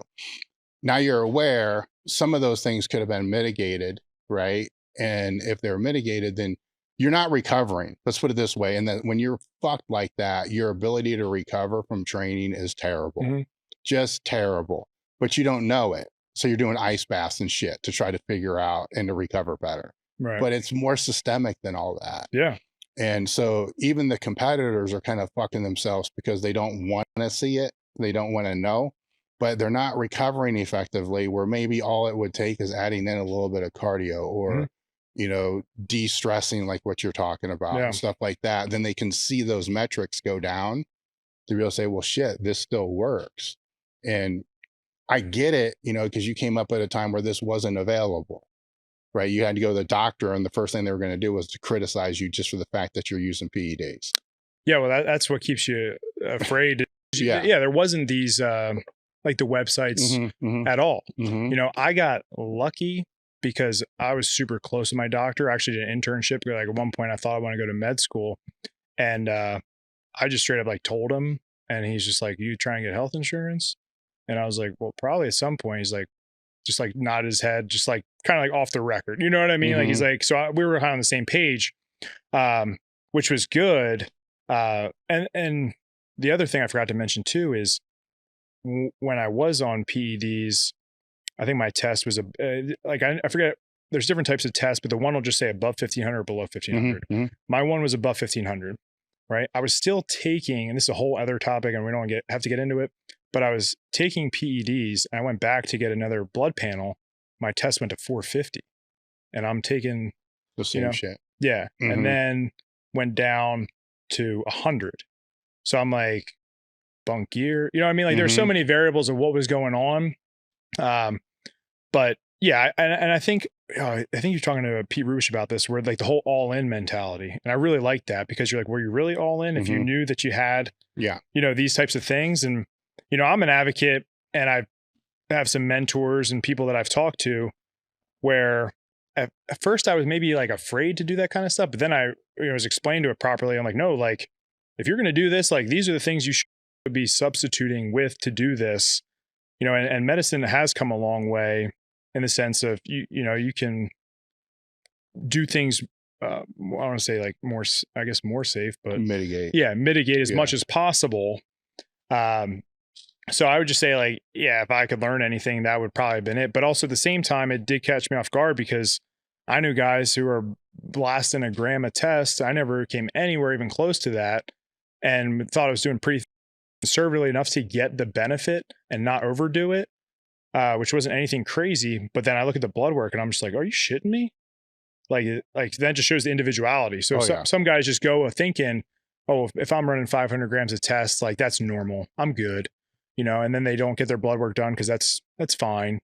And then you have a guy who's doing 250, gets his blood work back, and it looks like complete crap. So you just get your shit checked out, you know, bottom line. So for me, that's just been kind of a new future thing that I've just been taking more precaution with. And honestly, dude, feeling as bad as I did, I was just like, I can't, like, this sucks. Like, I want to feel better. So I've been taking the steps to do that. Any other things you want to talk about I didn't bring up? No, I think that's it. Just happy to be here, man. All right. Thanks for coming back out. Yeah, you know, for sure. It was a pleasure having you out. I think it's a wrap, and I think we're done. You don't want to leave people stranded. If we're going to do this, because somebody's going to have to always be there. Yeah. You know, one of us would have to always be there because it was a different. At the time, all of us started training pretty much together. You know, you were one of the first, you know, just to start training some of the lifts somewhere else. And your deadlift, you know, went through it went what, like 100 pounds for me.